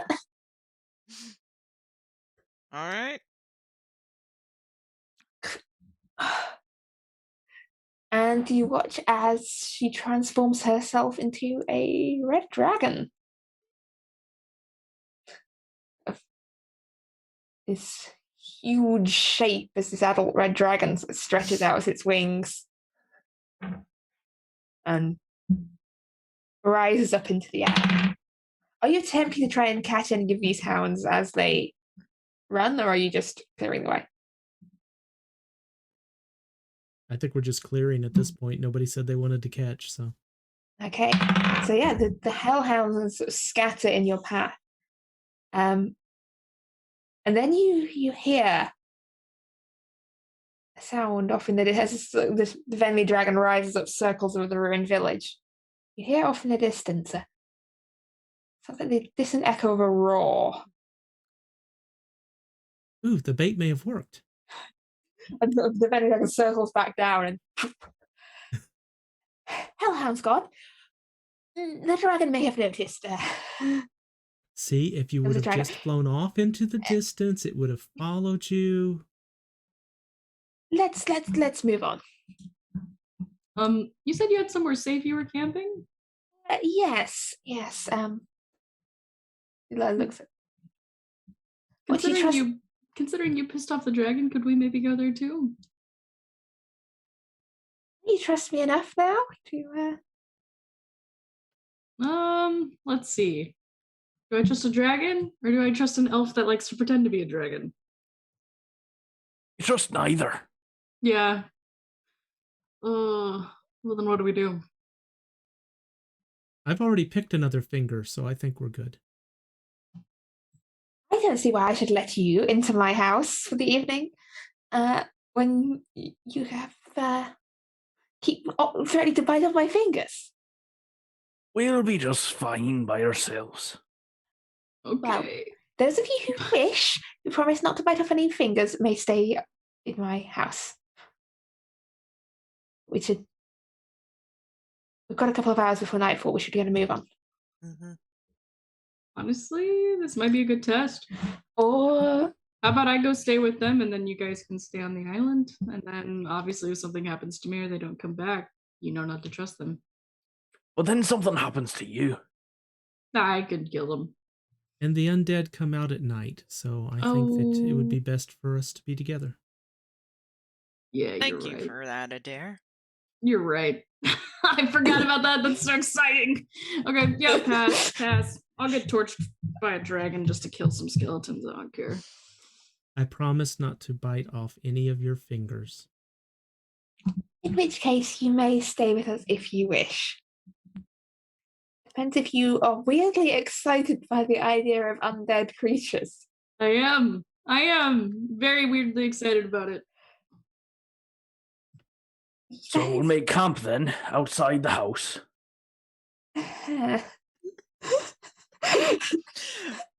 I think you've lost that argument, my friend. All right. I'll lean over to Torvald. I didn't say anything about toes. I assume you're having this conversation as you're like carrying on through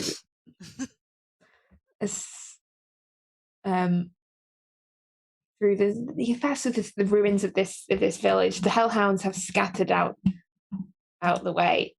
You're making your way sort of southwards. You can see sort of constantly looming up in the distance this the shape of this volcano, and Adair, you catch a glimpse out of the corner of your eye of this glint of red scales as the shape circles up against the sun and circles down and around. I will Dragons point up that there. direction and go, just so everyone knows.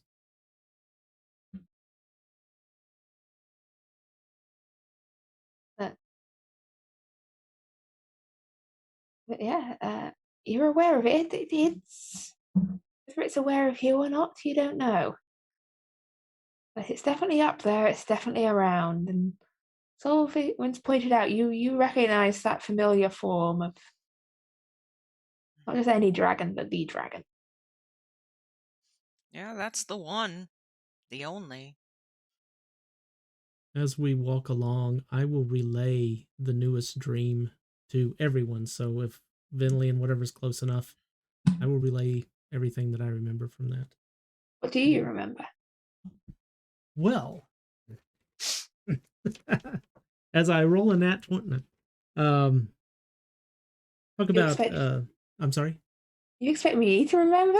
No, I don't. You think I have this written down like a sensible DM? A serpentine creature awakening deep in the ocean, ice cracking, sound of rattling chains. An island covered in dust and ashes, looks a little like this one. A volcano in the center of this island and dragons. And then a ripping sound and the sky tearing open. A fleet of boats coming through this tear. And then Lenora with a book with pages that bleed. And I'd still like to know a little bit about that book, Lenora.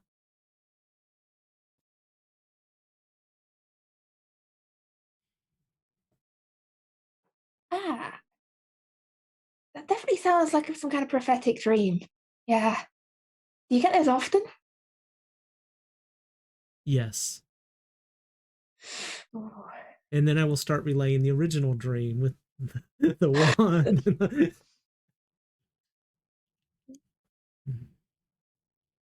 Wow. It's some of the mushrooms and leaves, I think, that the combination. Did you know you can talk to plants? That just seems real far-fetched.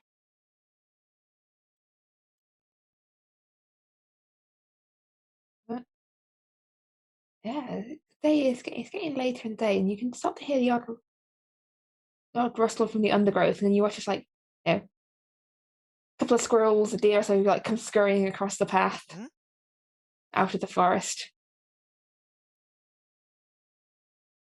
Told you. Flock of birds take flight a couple of miles away.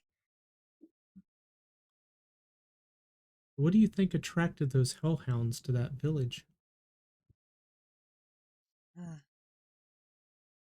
Hard to say. They can be territorial. So there's a Back 'em? chance they'll be there when we come back. Possibly. But Look at me being all optimistic that we're coming back. well, you are covered in blood and viscera.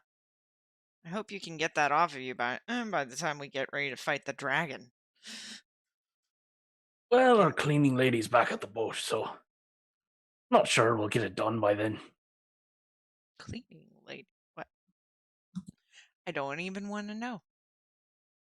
Is there just like a pond we can hop in or something?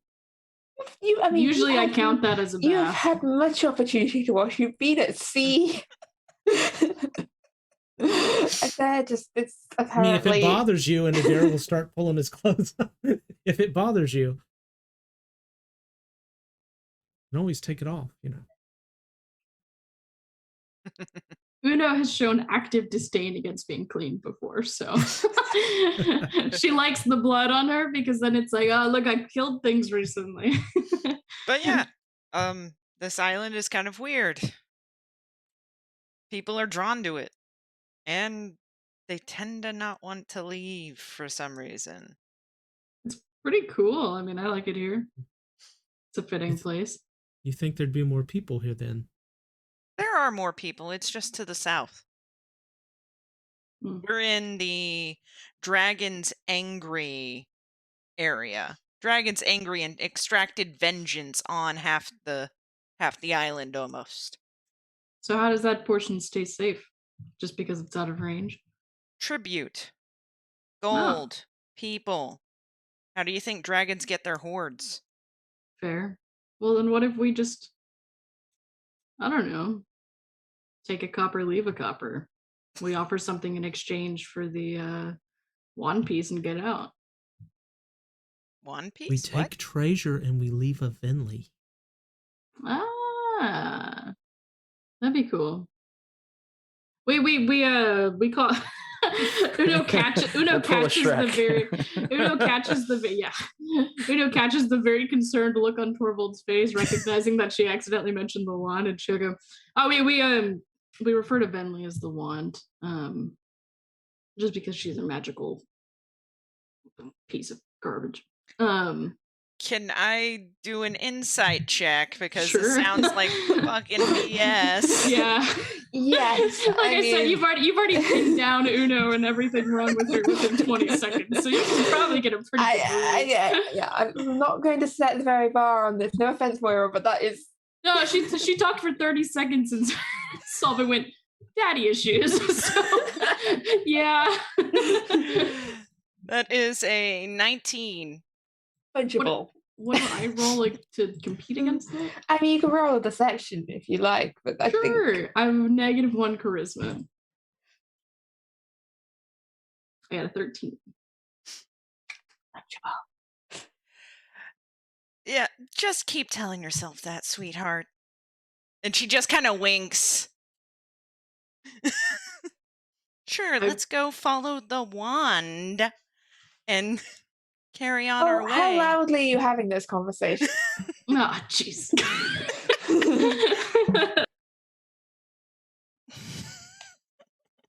I had probably regular talking volume unless we made the intent to be stealthy.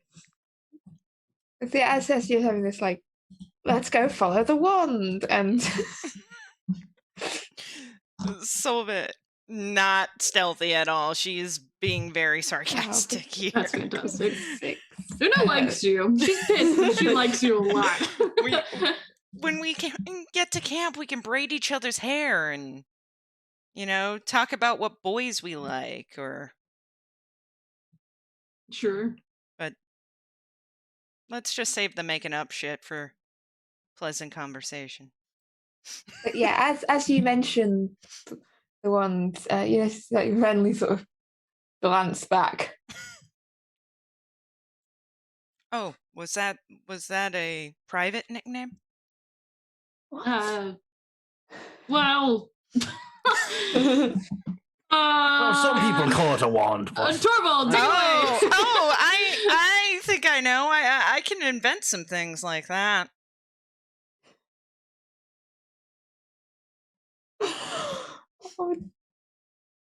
She just takes a big drag. Uno is so upset. Uno is a defeated puppy. Like, she just... No one has ever come into her life and read her this well and just put her in her place like this. She's so upset.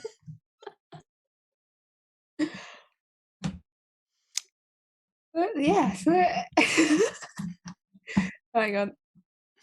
Yeah, night is getting near. Sounds can be heard from the forest. Probably should make camp or something. This is going to get ugly if we have to stay out.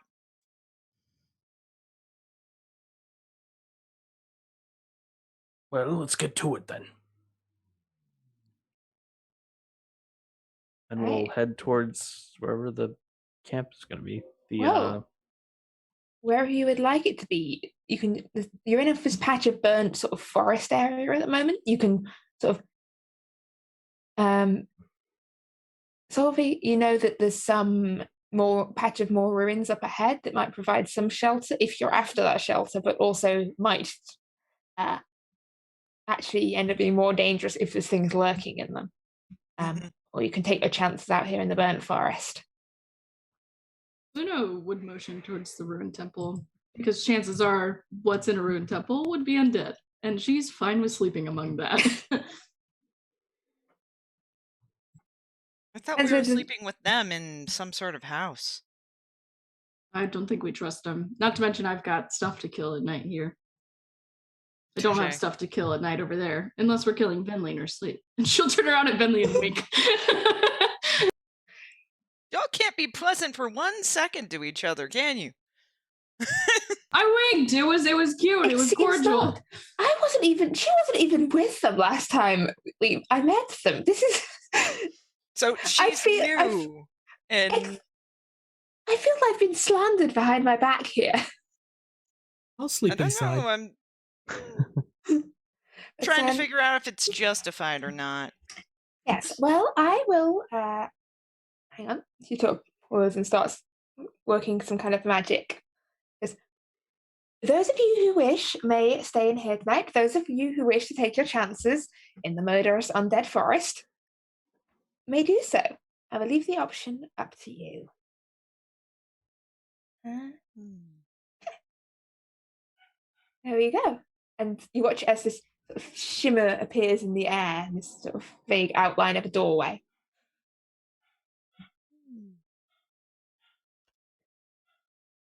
Fancy. Well, I don't trust that one bit, so I'm staying out here. What are the others? Am I going Is- to be the only one going in? Or Is staying? Venli?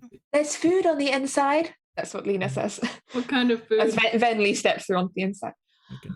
Oh, cake. And like, I don't know, whatever you like. Skeletons are better. Food? Nah. Well, no, not food. Food for the soul. Solvay is just smirking like a dumbass right now.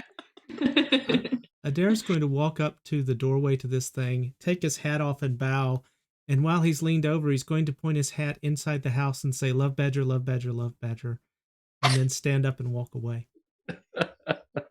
Fantastic. And these 3 rats scurry out of the house, out of the hat into the house. These three little rats scurrying off into the mansion.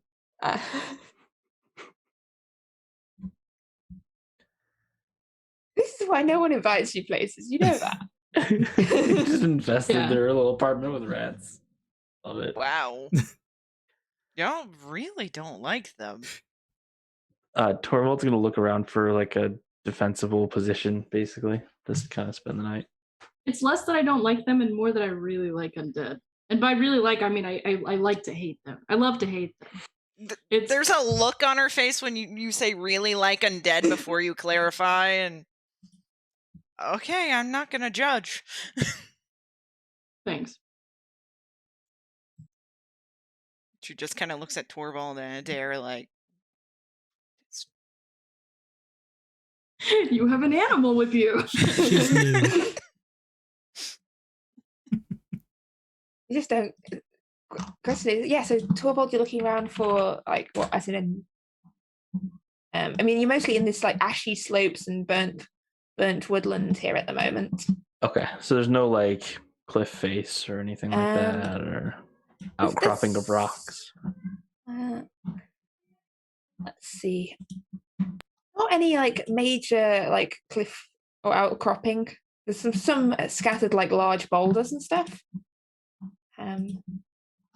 Could try and make camp like on or near some of those if you think that's your advantage. Sure, Torvald's gonna just like kind of find a spot that he thinks looks best and go over there and start setting up camp. Food? We want food? Well, Sure, maybe I you will- can find one of those boars and we'll cook it up. Cool. it's What are you really gonna easy. say, Adair? I was going to say I will assist with hunting if Una wants to go hunt some Yeah. food. It's real easy because it's getting late at night. They're all running out of the woods. Cool. Yes, there's a lot of panicked animals around, but I'll just see. Maybe a survival check. Let's see what quality of. Will do. 24. 26, baby. Show off. That's her middle name. Uno Show Off Diamond. Yep. Her parents have a lot to answer for. Yeah. At least it's not glitter. Uno glitter diamond, or Sparkle. Uno Yeah, Crystal Sparkle Sparkles. Shiny. There we go. Sparkles diamond. Wow. I Yeah, think we got a 26. new nickname for Uno. Sparkles. Yeah. He'll punch you in the neck. Set up your camp wherever you would like on this definitely very well planned ashen forest. Wow, I like it.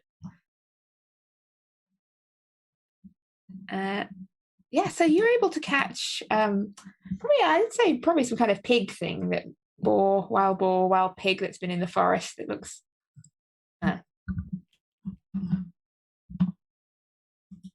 very tasty. That's the word I'm looking for. Tasty. Cool. Yeah, so you're setting up camp sort of on this outcropping. You can't really make it, you can't really see it, but you know that the door is sort of over there, but it's kind of disappeared now. It's this like faint shimmer in the air. Cool. While they're hunting, Una would kind of talk with Adair a little bit and just kind of, where did you pick up this person that we have with us? I mean, they seem on the up and up, other than insulting me multiple times and hurting me to my deepest emotional core. When I was catching up to you and Torvald and Chrysara, I ran into them. They actually called out to me as I was headed up towards you. I was trying to come tell you that I had talked to the island and found out a little bit about it, but you had already run into the people, and then we told you about the undead, and you've probably presumed that there's some kind of a planar elemental thing going on here, so I guess I didn't have to run after all. Planar elemental thing? Well, yeah, I mean, yeah.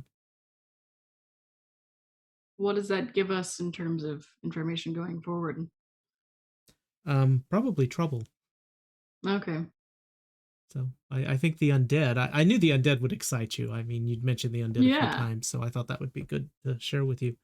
The two people we ran into, I was kind of surprised on that one. I'm not quite sure what to think about the elemental, except, I mean, there's a volcano here and a dragon and hellhounds, so, I mean, planar, ish elemental plane of hell, I don't know. I don't get great details, I just know it's here. Chrysara has experience in befriending fire, right? And she's come from here. Do we know where she went? There's no telling. I could try, well, I can sit down and talk to the island again and see if I can find out. After we hunt.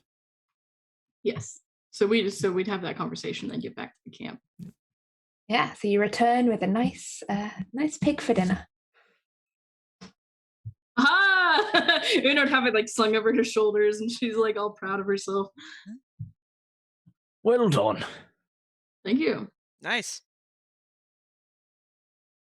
If there's no fire made, I'll stack up some sticks and light it.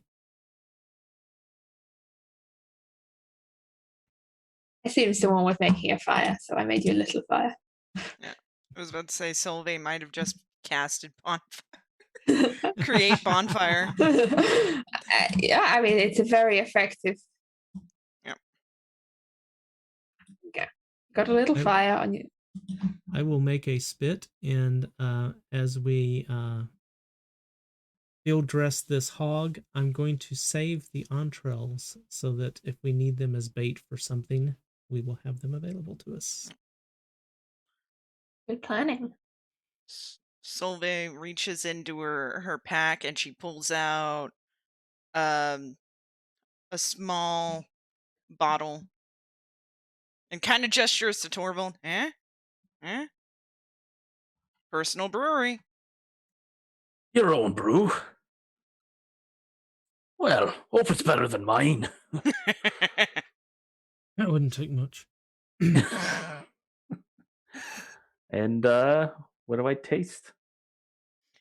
It's kind of there's a weird ashy taste due to the ground where the hops are, but it's crisp. I like to think of it, it's more of an IPA than your standard dwarvish brew. Well, it's a fine brew. You should be proud of it. Thanks. You want? I'm not just offering it to the dwarf. I just thought he should get first sip. I'm Yeah. good, thank you. Do we still have any of that vodka? Yeah. I think you've still got I think we have like a little bit left. some Goliath pine vodka. Nice. She'll go Yay, ahead and potato wine. she'll go ahead and transfer that over and just say, yeah, here, drink for a drink. This stuff's very good. Be careful. So, did you all really come here to kill the dragon? Was that the goal? Well, kind of. I don't know. I'll say too much if I speak on it. Someone else should. We didn't come to kill the dragon, but if we have to do it, then it is what it is. We're here looking for an artifact, Oh, just the like wand. they are. No, the wand's in the house with the rats. No, Just kind of look over to the side.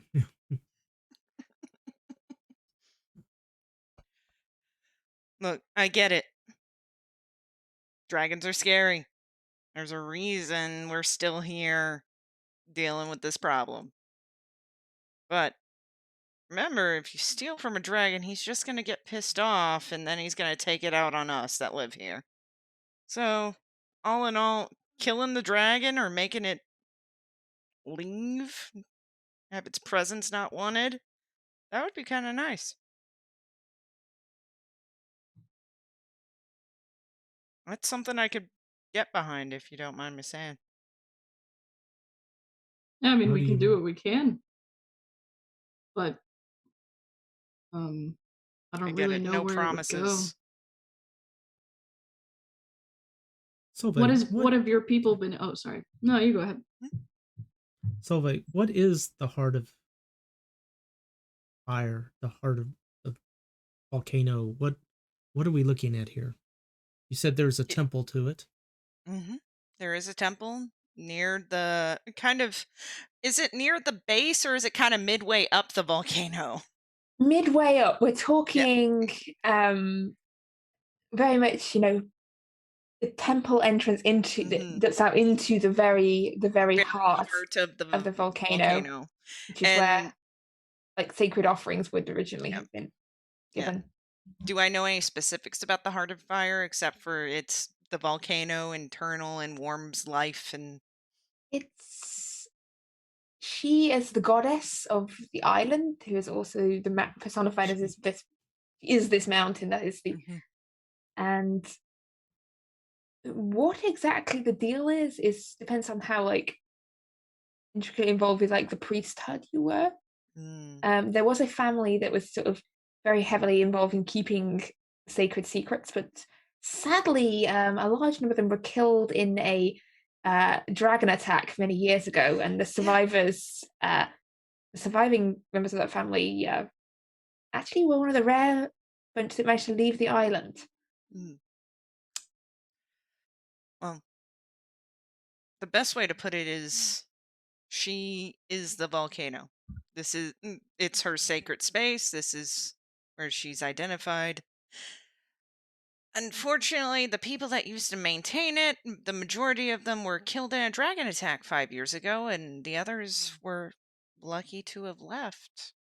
This island's weird. Once you're here, you're usually stuck. And that's why there's actually quite a variety of people on this island.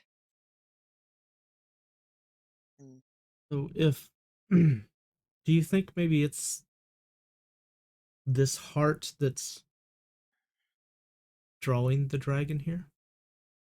It's not the first time a dragon has come and been here, so it's possible. Well, what happened to the previous dragons? Were they scared out? sometimes they'd get scared. Sometimes, they just couldn't hold the position, so a bigger dragon came. Sometimes they get killed. Hmm. But the biggest thing is the horde gets bigger and bigger and bigger. And now we have an ancient red dragon that's decided it's going to make the volcano its home. But if the volcano wasn't here, do you think it would stay?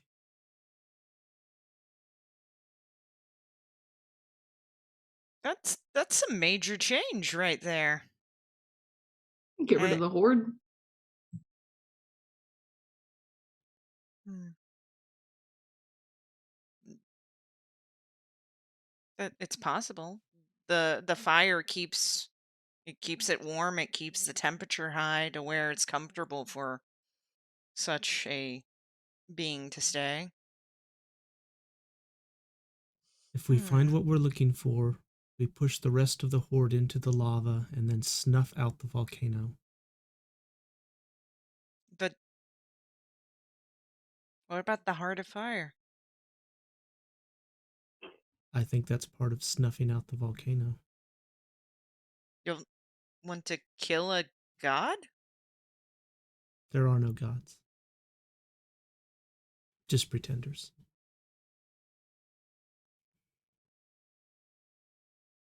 I mean, is this a harmful god or a helpful god? If we got rid of the dragon, would they be good to you as a people or bad? Hmm. DM, would I consider the influence of this being good?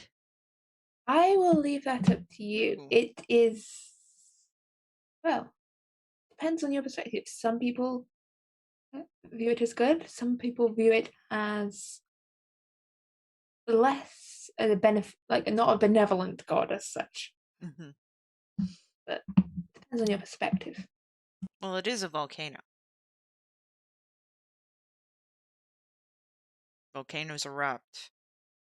Volcanoes, the ground where volcanic soil is very plentiful and prosperous too, but dangerous. You've just described how nature works to a druid. Trust me, I understand. Yeah, but you didn't know that fire burned wood. So I was trying to figure out where I was. To be fair, he does know that fire burns wood. We've literally set fire to the woods. So I'm just playing. I understand. And she takes out some tools and she's kind of fiddling with her armor now while she's sitting there. Kind of adjusting. It was just a suggestion. And Yeah. Adair is going to just lay down and fall asleep. He's done his part.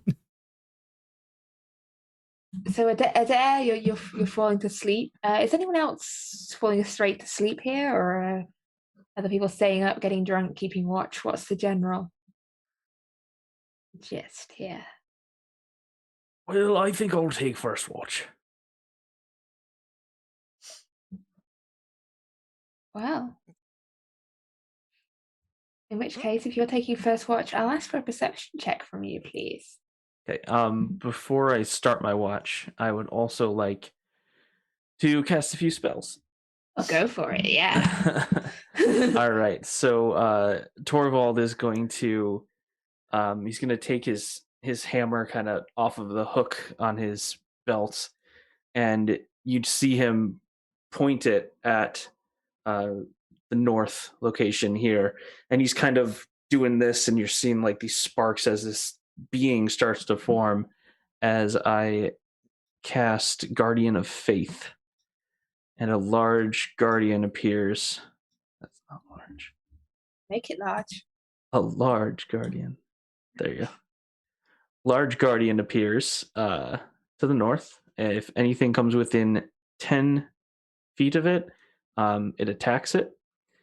And he will repeat the process in each direction, cardinal direction there, trying to overlap them and make sure that nothing can get through. Okay. Wow.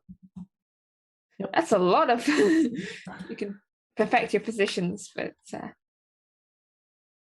are they glowing as well, or? It says, let's see, Guardian of Faith, Spectral Guardian. Doesn't say anything about it. It says a shield emblazoned with your symbol or your deity. And it doesn't say anything. It does radiant damage. Yeah. But I would imagine it appears, I don't know if it's radiating light. Like, it's not actually giving off light. It's just, you know. But they see this is it's like their kind of their ethereal activation aura. Yeah. There'd be sparks of, like, you know, electricity and lightning kind of, like, periodically, but not necessarily giving off light, just this visual effect that you'd see there. Okay. And then I will do that perception check there. That is going to be a 25. Okay, so you've got these guardians up. Other people are, well, I'll leave it up to you whether you're sleeping or not. And it's about an hour into the night when you catch sight of 3 shapes moving across this sort of ruined, ashy wasteland towards your rock. Kind of these hunched figures, these long, drawn faces, these rags, tattered rags hanging off them as they're moving towards your rock.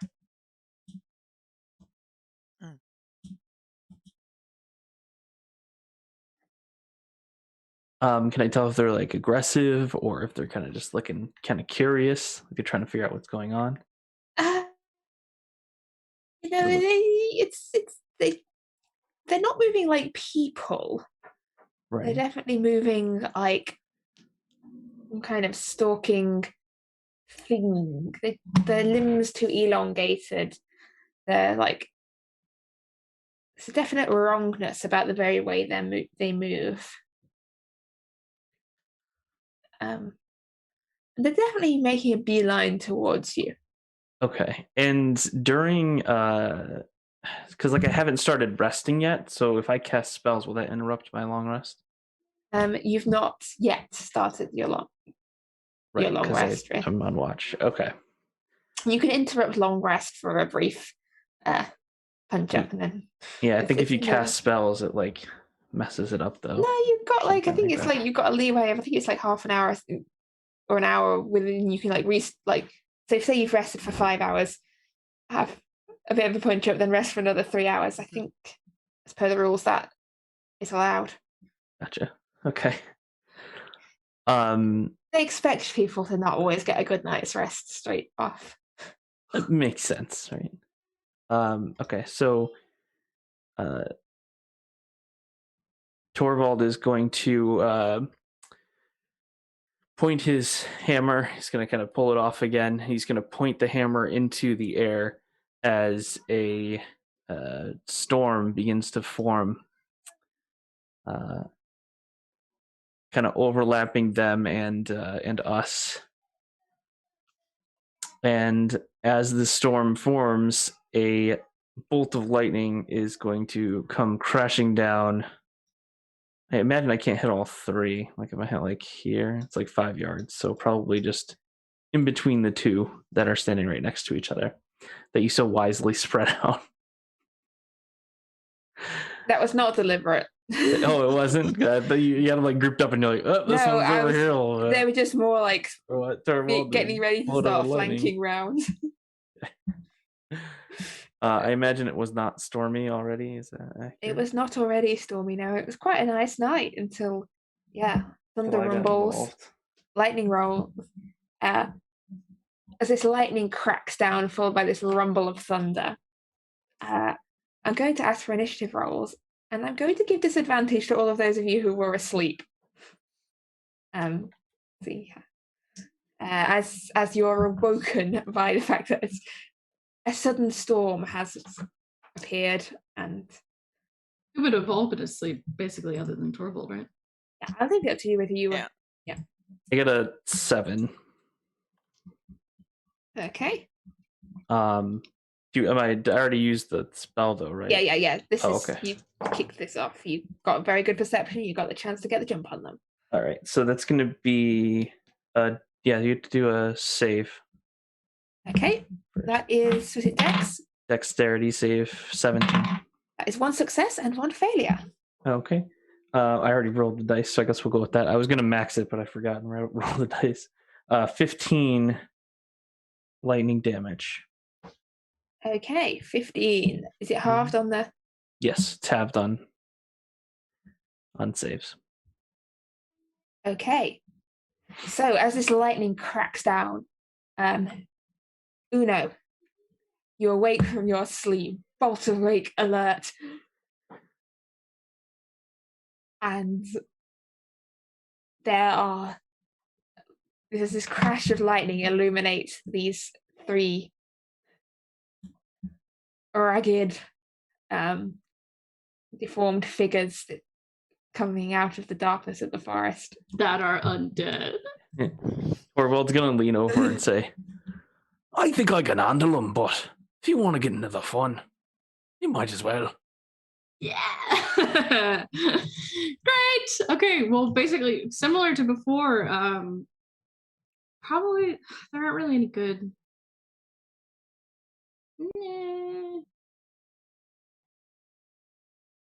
No blood curses. She'll just go ahead and actually no. How far away are they? Grab yourself a ruler. They are 45. Okay, cool. That's fine. I have movement. So what is getting off of this rock that we're on? Is that considered double? I'll consider that either. I think how high is this rock? Let's say 10 feet. Either jump down and take some fall damage, or take 10-foot movement to get down it. That's fine. So 5, 10, 15, 20, 20, 30. And I should have 35 movement actually. I forgot I have my speed. I could freaking zoom. I totally forgot that I had that bracelet. I can get right up on them. Cool. And as I'm walking, I'll go ahead and invoke Blood Curse of the Marked. Which means that I'm gonna go ahead and mark the one that I've walked right up to. So this boy here, and I'll amplify it too. Why not? We'll take some damage. 2. Okay. So amplified blood curse of the marked basically means until the end of my turn, when I deal right damage to the target, I roll an additional Hemocrap die. So I'd have to hit and deal the damage. And then I also have advantage on it for my next attack roll. Since I amplified it, I'll post that in the chat. Cool. So I'll go ahead and invoke that as I'm walking over. They have blood, right? That's an important question. They have to have blood for this to work.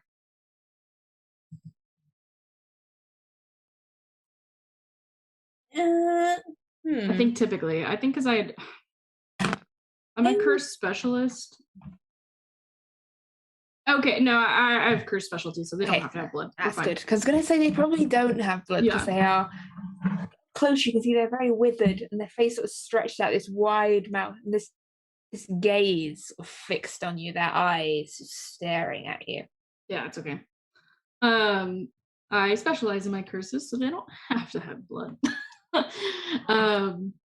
Cool. So I will go ahead and make an attack against them after invoking my right of the dawn. Okay. Which gives me I have to take damage for that too. Woo! Oh, blood hunters. 6.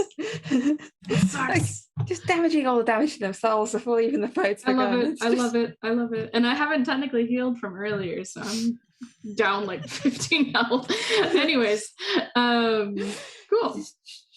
So I'm glowing now by 20 feet. I don't know if that helps That may help. for the night time. And I will attack this man. You do notice as it comes up that both of them appear entirely undamaged. That's cool. So I got a 21 to hit. For first Okay, attack. that will hit. Yes. Nice. You scared me for a second. You said undamaged. You meant by her, right? As far as you can tell, it's completely undamaged. By anyone. Like at all? No. Oh.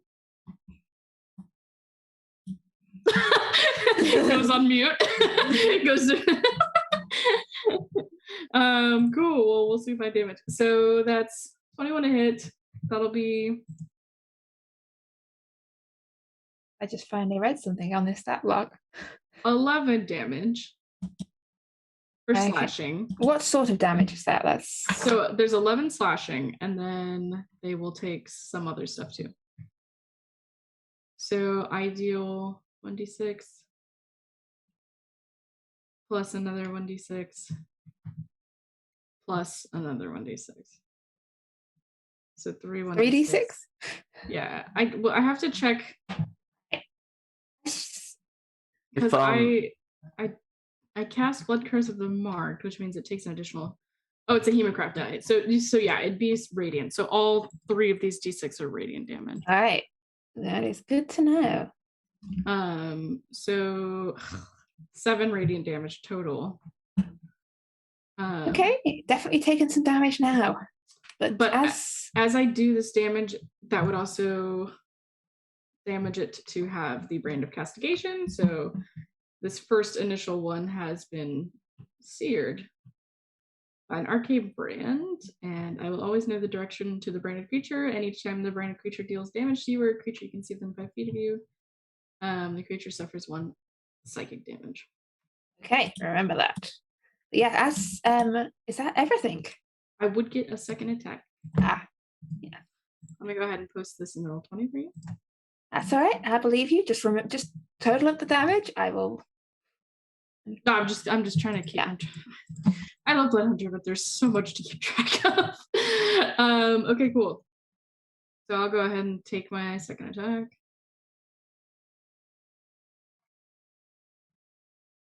Did I notice the lightning not doing any damage to them? Yes. Yeah, you're fairly perceptive. Yeah, they didn't seem at all bothered by it. Okay. Cool. So I got a nat 20. It's a 20 All right. to hit. Double all those dice. What's I that? will. Is it So 66 and yeah.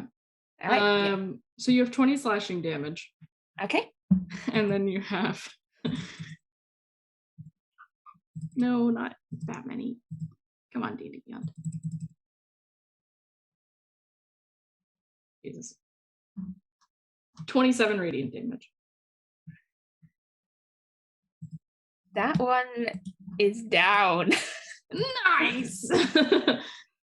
Cool. That one is gone. Obliterated. Obliterated. But yeah. Awesome. Super the- awesome. Let me see if I can move my blood curse. I don't think I can, but I'll check. But on the end of your turn, you will take 10 points of necrotic damage. As you can feel just this leeching of energy from you. I have Just resistance. the very presence of those things. Well, only 5 Resistance with necrotic half, damage right. then. Cool. Yeah, 5 Nice. necrotic damage. I love fighting the undead. Attempting to leech the energy from you, and then as one of them crumples to the floor,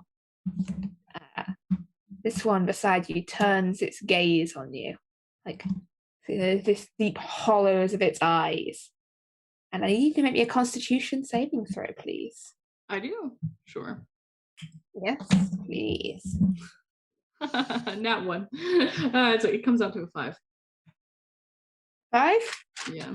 That is not enough, I'm afraid. I didn't think so. Uno is just like, she's reveling in this. Like she hasn't fought an undead in a while, so she's just like going absolutely crazy and like bursts of light and everything. So she's not paying attention to what anyone And that will else is be doing. 26 points of necrotic damage, but halved again, so only 13. Cool. She's not even recognizing that people are hurting her. She's just Then having a good time. She always like this with undead. Yes, ma'am. The other one carries on lurching forwards towards the rock. Torvald, over to you. Well, I guess you can take that one by yourself. Let me take care of this one. And Torvald will move. You said there's 10 like foot a of drop. movement or take some fall damage. Depending on if you want. You can try and augment that fall damage by acrobatically Okay, so landing, but 10, 15, 20, 25. So like Yeah. first move is 10. Okay. Yeah. And Torvald's gonna kind of disperse the storm, and as you just see, like it just like kind of dissolve, and then he is going to kind of spin his hammer around his head like this, and you just see this energy start to form around him, and then out of the hammer come these spirits as he casts spirit guardians. oh yes, Yeah, that spell. We've not seen enough of that spell. I know. It's because I usually do lightning-y stuff, but this calls for a different type of The radius on that thing. is 15 feet. 15 radius. feet. You can't see Yes. quite my view of this screen, but there are a lot of overlapping multicolored circles. It's getting Yes, and you will see quite that distracting. they are divine-looking spirits there, angelic, and as he does that, that is the turn, I believe. I don't think I can do anything else. So Alright. he's just gonna kind of hold his shield up in front of them. All right, Solvik. You're up. All right, Solvig's gonna step kind of near the bonfire. She is still in her armor. She kind of takes a structural stance as she kind of hunkers down there, and you see on the back of the armor a spot opens up, and out comes a small tube as it shoots out 4 darts. In essence, I'm casting magic missile without actually casting magic missile. So yeah, magic missile. Right. Well, it hits. Yeah, it's magic missile. So the way I'm gonna spread this is I'm gonna do 2 and 2, I think. Okay. So 2 for each. Give me 1 second. Like magic missile, it's someone who looked at the game and went, I don't like saving rolls or armor. We're just let's just get straight to the damage. All right. The one that Torvald is hitting, that's 6 damage. Okay. And the one closer to Uno is also 6 damage. Nice and even. Mhm. Okay. All right. Oh, Torvald, I forgot to say. On the end of your turn, you take 5 points of necrotic damage.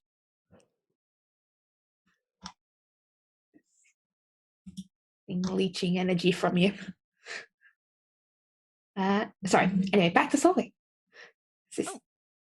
Darts ping into you. Is there anything else or you'd like to do? She's gonna stay there. She's not coming down. Good move. I passed my concentration check, by the way. Oh, good. Automatically. Good. Good. Yeah, I think Adair. Can I quickly take a look at Uno and see what kind of condition she seems to be in, since she seems to take a lot of damage when she fights? I can't quite comprehend why, but she always seems to be wounded. I blame the been daddy mostly issues. done to me. Yeah. Little over half. I'm going to do a mass cure wounds. And I'm also going to light up my starlight. And so there will be an additional healing on that, but I have to find my dice because I grabbed the wrong ones. Sorry about that. The wrong dice? Yeah, I know. I mean, how That do you do is that, right? Horrible. So that is going to be 19 points of healing damage. Healing on her damage, and let's see. Healing damage. Yeah, It's I know. Yeah, I'm not a healer. I'm just Said- healing you said damage. 9? Just give me a break, okay? That's how I play cleric. I've got an arborist outside with a grinder, and I'm trying to mute when it goes so the dogs don't bark and everything else. I'm a little distracted. It's fine. It's fine. I'm just joking. That's 12 additional healing. So 12 plus 9, you said? It was 19 plus 12. 19. Yeah. Plus 12. Yay. It's a lot of healing damage. Okay. I'm basically it. back up to full now. Good. Oh, good And stuff. that's going to be it for me. All right. Over to Uno. And on the start of your turn, I need you to make me a Constitution saving throw. Ooh, is it just by being in their presence? It's That's so looking cool. at you. Oh, that's so cool. I got a 19 this time. 19. That healing damage boosted me. No. Cool. So 19 is fine. 19 Alrighty. is good. I will just It looks at continue. you, but you're fine. Cool. So I just sidestep past this other creature that I've killed, and I just go to town on this bad boy. I don't really have any blood curses anymore, so it's not as epic, but that's okay. Still Crimson Right, so we'll just make 2 attacks. First one is a 19 to hit. That will hit. Cool. And that will do 13 slashing damage. And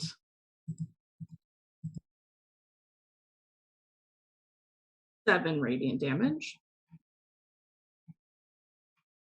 13 slashing, 7 radiant. Yeah, adding up nicely.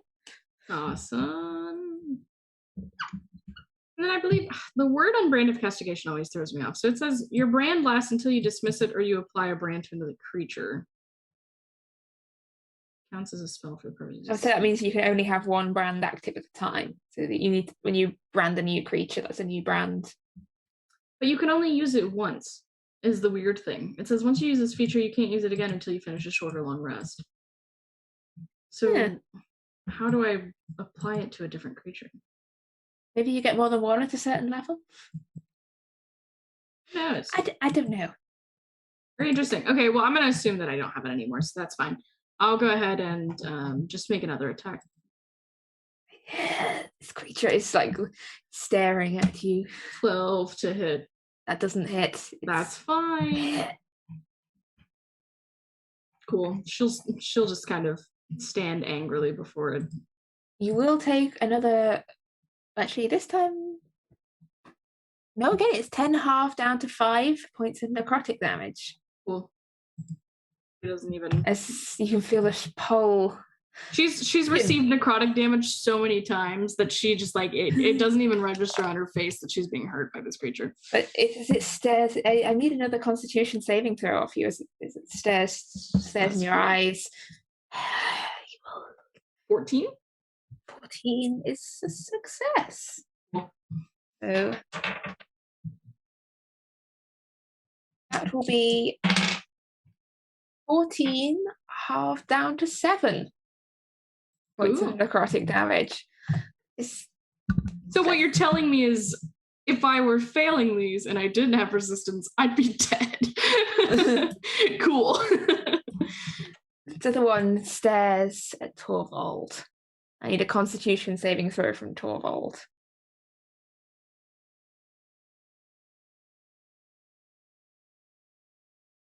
Well, 12.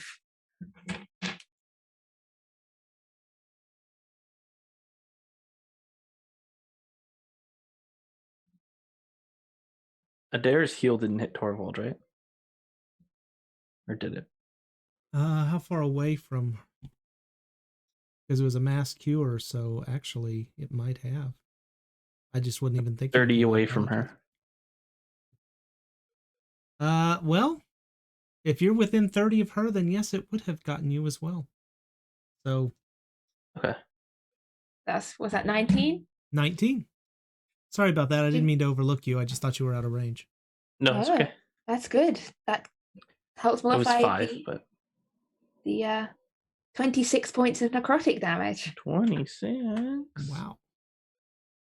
All right, so my concentration check is 13 then? Yes. Okay. But on the start of its turn, it does need to make a wisdom save against the Spirit Guardians. At 20. And its wisdom save against the Spirit Guardians was a 14, so I think it's taking damage from those. Oh, yeah, it is. And it's Oh, yeah, it is. All right, so Spirit Guardians, I believe, is 3.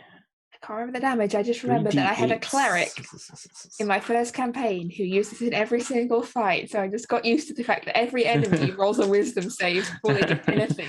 Just always. It was the constant Spirit Guardians. It's going to be 14 radiant damage. Okay. And that is its turn. But coming to the start of your turn, I need a Constitution saving throw from you. Just con saves for days. Again? Yeah. Ooh, that's not good. I rolled a nat 1. So, yeah, it's going to be a 6. A natural 1. 6. Ooh. You're not immune to the frightened condition by any chance, are you? Oh. No, just checking. Torvald. Yeah. You are reduced to 0 hit points. Okay. What? Just automatically? If you fail it by 5 or more, this creature is reduced to 0 hit points. Okay. That's so cool. Oh no. 0 hit points. Boom. Big bada boom. Torvald collapses. And that's the end of your turn, Torvald. Technically, that was the start of your turn, so I do actually need you to make me a death saving throw, please, actually. All right. Gonna be 3. 1 failure. 1 failure. Colby, it's your turn. Okay. Wow. All right. I am.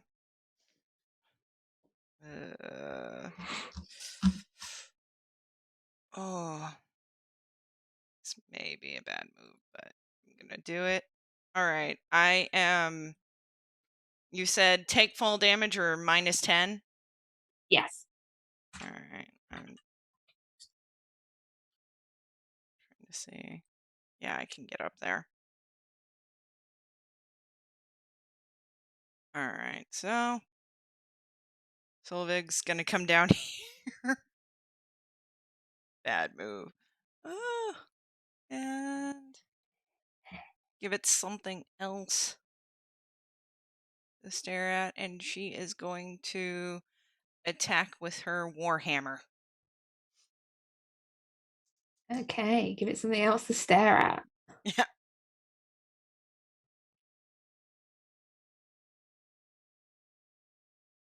You know what? She's not going to attack. I've changed my mind. I am going to cast Thunder Wave. And I'm trying to keep Torvald out of it. So Okay. That's the idea. Is I'm trying to keep Torvald out of it. Is Thunderwave a directed one, or is that the one that's out from a radius around you? It's a radius around you. Around you. Yeah. So Yeah. I've seen different things with it. Some people say it's a square in front of you, and some people say that it's all around you. Yeah, I've seen that too. So hence why I'm trying to. Because it says in the spell, sweeps out from you. I would say that says sweeps out. 15-foot cube originating from you. That's you are in the center. Yeah. It's a 15-foot cube originating from you, but you know that it's your spell, so you could I think position yourself before casting this. Yes. So that's the idea. Is that I am. So trying... if you're like more, I don't know if you've got enough movement to be there. Yeah, I think I have there. just a barely. But that would be actually 15 foot. You're gonna get Torvald unless in this. If you go for Thunderwave. Dang it. I'm very sorry, but that's the way it works. I get it. All right. All right, I'm not going to. The origin of it's the okay. cube Do it. is on the face of the cube. So it is in the face of the cube is the origination of it, according to Jeremy Crawford, the person who wrote the rules. well. Anyway, but it's up to you. You should the DM. It's the wave that sweeps out from you, and all of the cube effects are sent. Go for the point where you've like declared it as being centered. It like cubes of force and all that sort of thing. Yeah, so, it's like in front of you. It's where the face goes in front of you in a direction, it's around and the you. cube goes. It's around you. That's how cubes. That's how cubes work. Right. You've got cones for if you want to point in a direction. Well, I'm just saying that's what the person who wrote the rules is. You can do whatever you want in your game. I'm just letting you know that's how it's supposed to work in D&D. That is how it's supposed to. It works. The cube is centered on you as a person. All right. If you wish to use it, you don't have to. You can roll back and go back to your hammer. But yeah, nah, I'm gonna use it. Adair said do it. But yes, I don't like Torvald anymore. No, I'm just kidding. All right, it's Constitution saving throw. Yes. All right. That is a 20 for the creature. All right, it doesn't fail, so it doesn't get pushed away. So, but it still takes 16 damage. Because, she kind of claps her hands together. Not inconsiderable. This thing's looking a bit battered now. Torvald, that's another failed death save.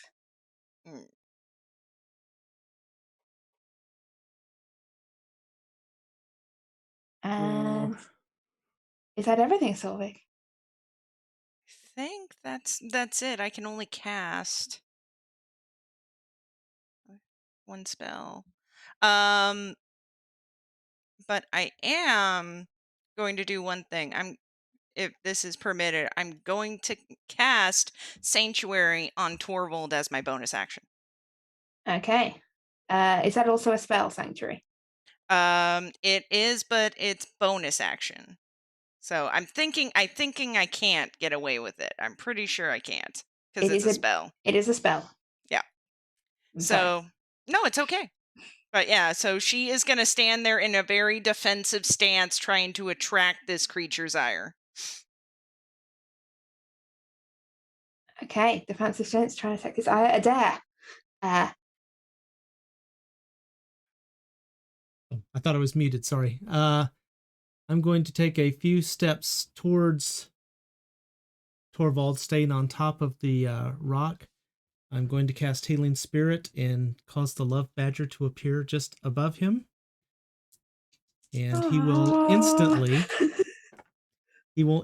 take, well, it's not a lot. He will take 8 healing damage. And then on his turn he'll get some more. So okay, 8 healing damage. I'm never gonna live that down, am I? I love it. It's perfect. Hey, I love healing damage. I played this. On the end of your turn, that is 10 points of necrotic damage. I need to keep remembering to parcel that on out. But there, is that everything? That is going to be it for me. All right, Uno. Whilst Torvald is yo-yoing with death, what would you like to do? Attack! Uno is in attack mode. Just I've used up all of my extra fun stuff, so she'll just be making a standard swing at old boy standing in front of her, and that's a 15 to hit. Okay. Cool. He takes. Oh, I can reroll that one. I always forget that I have heavy weapon fighting. I forgot you did entirely. Takes 11 damage, slashing. All right. And then we'll take Second attack. 7 radiant from the Crimson Right. And then a second attack will occur.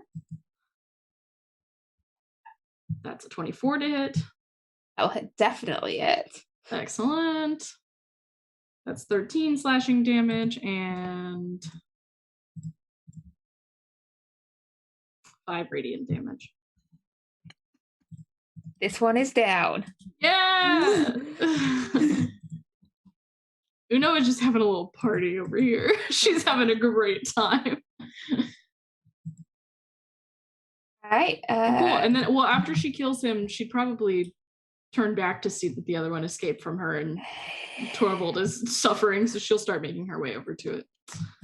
Okay. She'll go ahead and she can tell that Sylvian's in a defensive stance, so she'll go ahead and wedge herself between Torvald and the creature as well.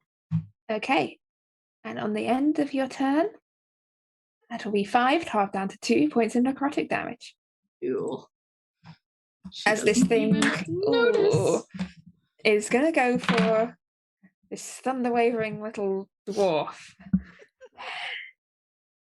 Constitution saving throw, please. Wait, you don't want to fight me? You don't want to come for me? Fine. Ooh, that's a nat 20 on the Constitution save. Yay, I could have used it a bit. That is 10 points of necrotic damage. Yeah. That is halved. And there's only one of them now, so that's its turn. Torvald, you're back from unconscious. You're going to get healed for 14. Your turn started, so just FYI. You come back to consciousness to see this glowing badger floating above you. Gotcha. Do I get healed by 14 before or after? At the start It of your says turn, start I of your believe. turn. Yeah. Oops. I replaced it with 14. That's not what I wanted to do. Yeah, get those healings. All right. And I need to do a save or something, you said? No, currently it's Okay. not looking at you. It's busy looking elsewhere. Well, that's good. Torvald will get up, kind of a little confused as to what happened. He was feeling pretty good, and then all of a sudden he was just out cold. So he's gonna get up. He's gonna grab his hammer as he gets up, and he's gonna thrust it at the thing, and you see the weapon just kind of split as the axe flies out at it as he casts spiritual weapon at the second level. This thing okay, it's gonna be a 21 to hit. That will hit. 8 force damage. 8 force damage. Yep. Anything else? Yes, and then Torvald's gonna say, I'm not sure what you are, but you need to die. and he's gonna cast Word of Radiance as it is Is that a spell or a cantrip? It's a cantrip. Yeah. My new toys from level 10. So it's 1d6 damage. It's a Constitution saving throw. DC 17. That is 12. 12, okay. So it's going to be 2d6. All right, so it's going to be 6 radiant damage. Okay, this thing's not looking great anymore, but it's not quite deader yet. I mean, it's dead. It was dead to start with. But is that everything, Torvald? That's everything. Can't safely move away, so I'm just going to kind of pull my shield up and try to catch my breath. On the end of your turn, you'll take 5 points of necrotic damage. Ouch. And Solveig. All right, seeing that Torvald's back up, Solveig is actually going to hit this guy twice with her warhammer because she's got two attacks that she can do. All right.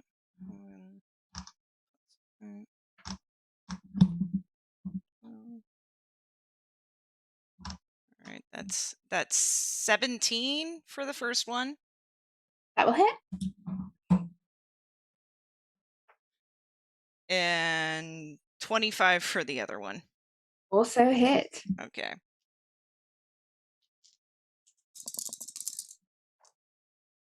So 9 damage for the first strike. And 6 damage for the second. All right. And this thing with one last gasp crumples down into this pile of ragged bones and rags. And with that, you are out of initiative. As the fight I will is won. instruct everyone to step into the healing badger. Will do. This is creepy and weird, but okay. It's a friendly-looking badger. All right. Solveig's Into the down. badger. And all your wounds will be healed. Uno will be admiring Solvig right now and be like, good job.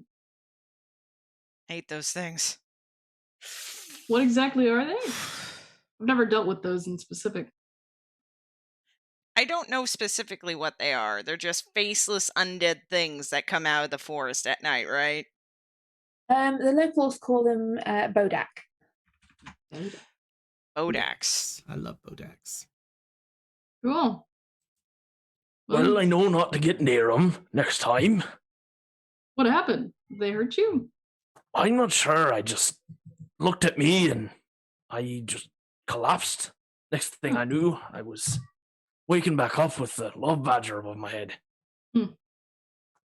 I wasn't really paying attention to being hurt, to be honest. So I'm glad I wasn't down too. I'm Well, I glad was you're barely okay. even hurt. I just fell down onto the ground. Didn't even touch me. You didn't hate them enough. That's where the vitality comes from. She'll like start stretching and just be really excited about it.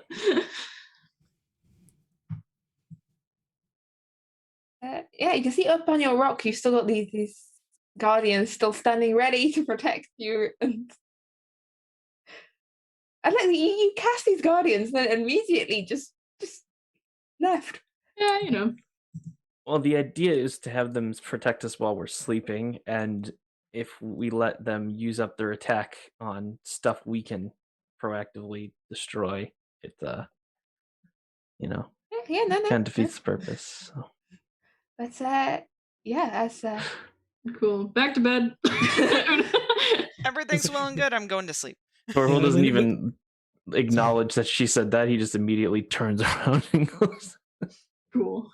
As everybody steps through the badger and takes their healing, which I posted in the chat, Yes, as soon as thank that's you. done, I'm going to disperse it, lay down, and go back to sleep. Cool. Yeah, we all just go back to bed. so as you head back to sleep, we are unfortunately coming into the end of tonight's session. As you settle down for getting the rest of your night's sleep, and we will find out how goes the mission to steal from a dragon, and what's been up with Krasara and Eldis, hopefully next week, and also I'm just going to say, if there ever's a better time to ditch your elves, they have gone. Now's your chance. It's up to you if you want them as cannon fodder. And we will be back next week as we continue on this island of fun adventures and continue to make your way towards the Mother of Fire. And I'd like to say, before we come to the end of it, a big thank you to Ravenia, who joined us with Thank you. so little notice today.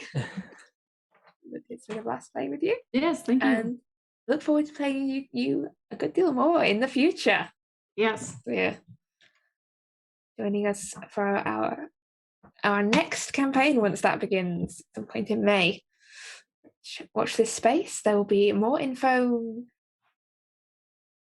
in the future, which extends any time from this moment to the end of time.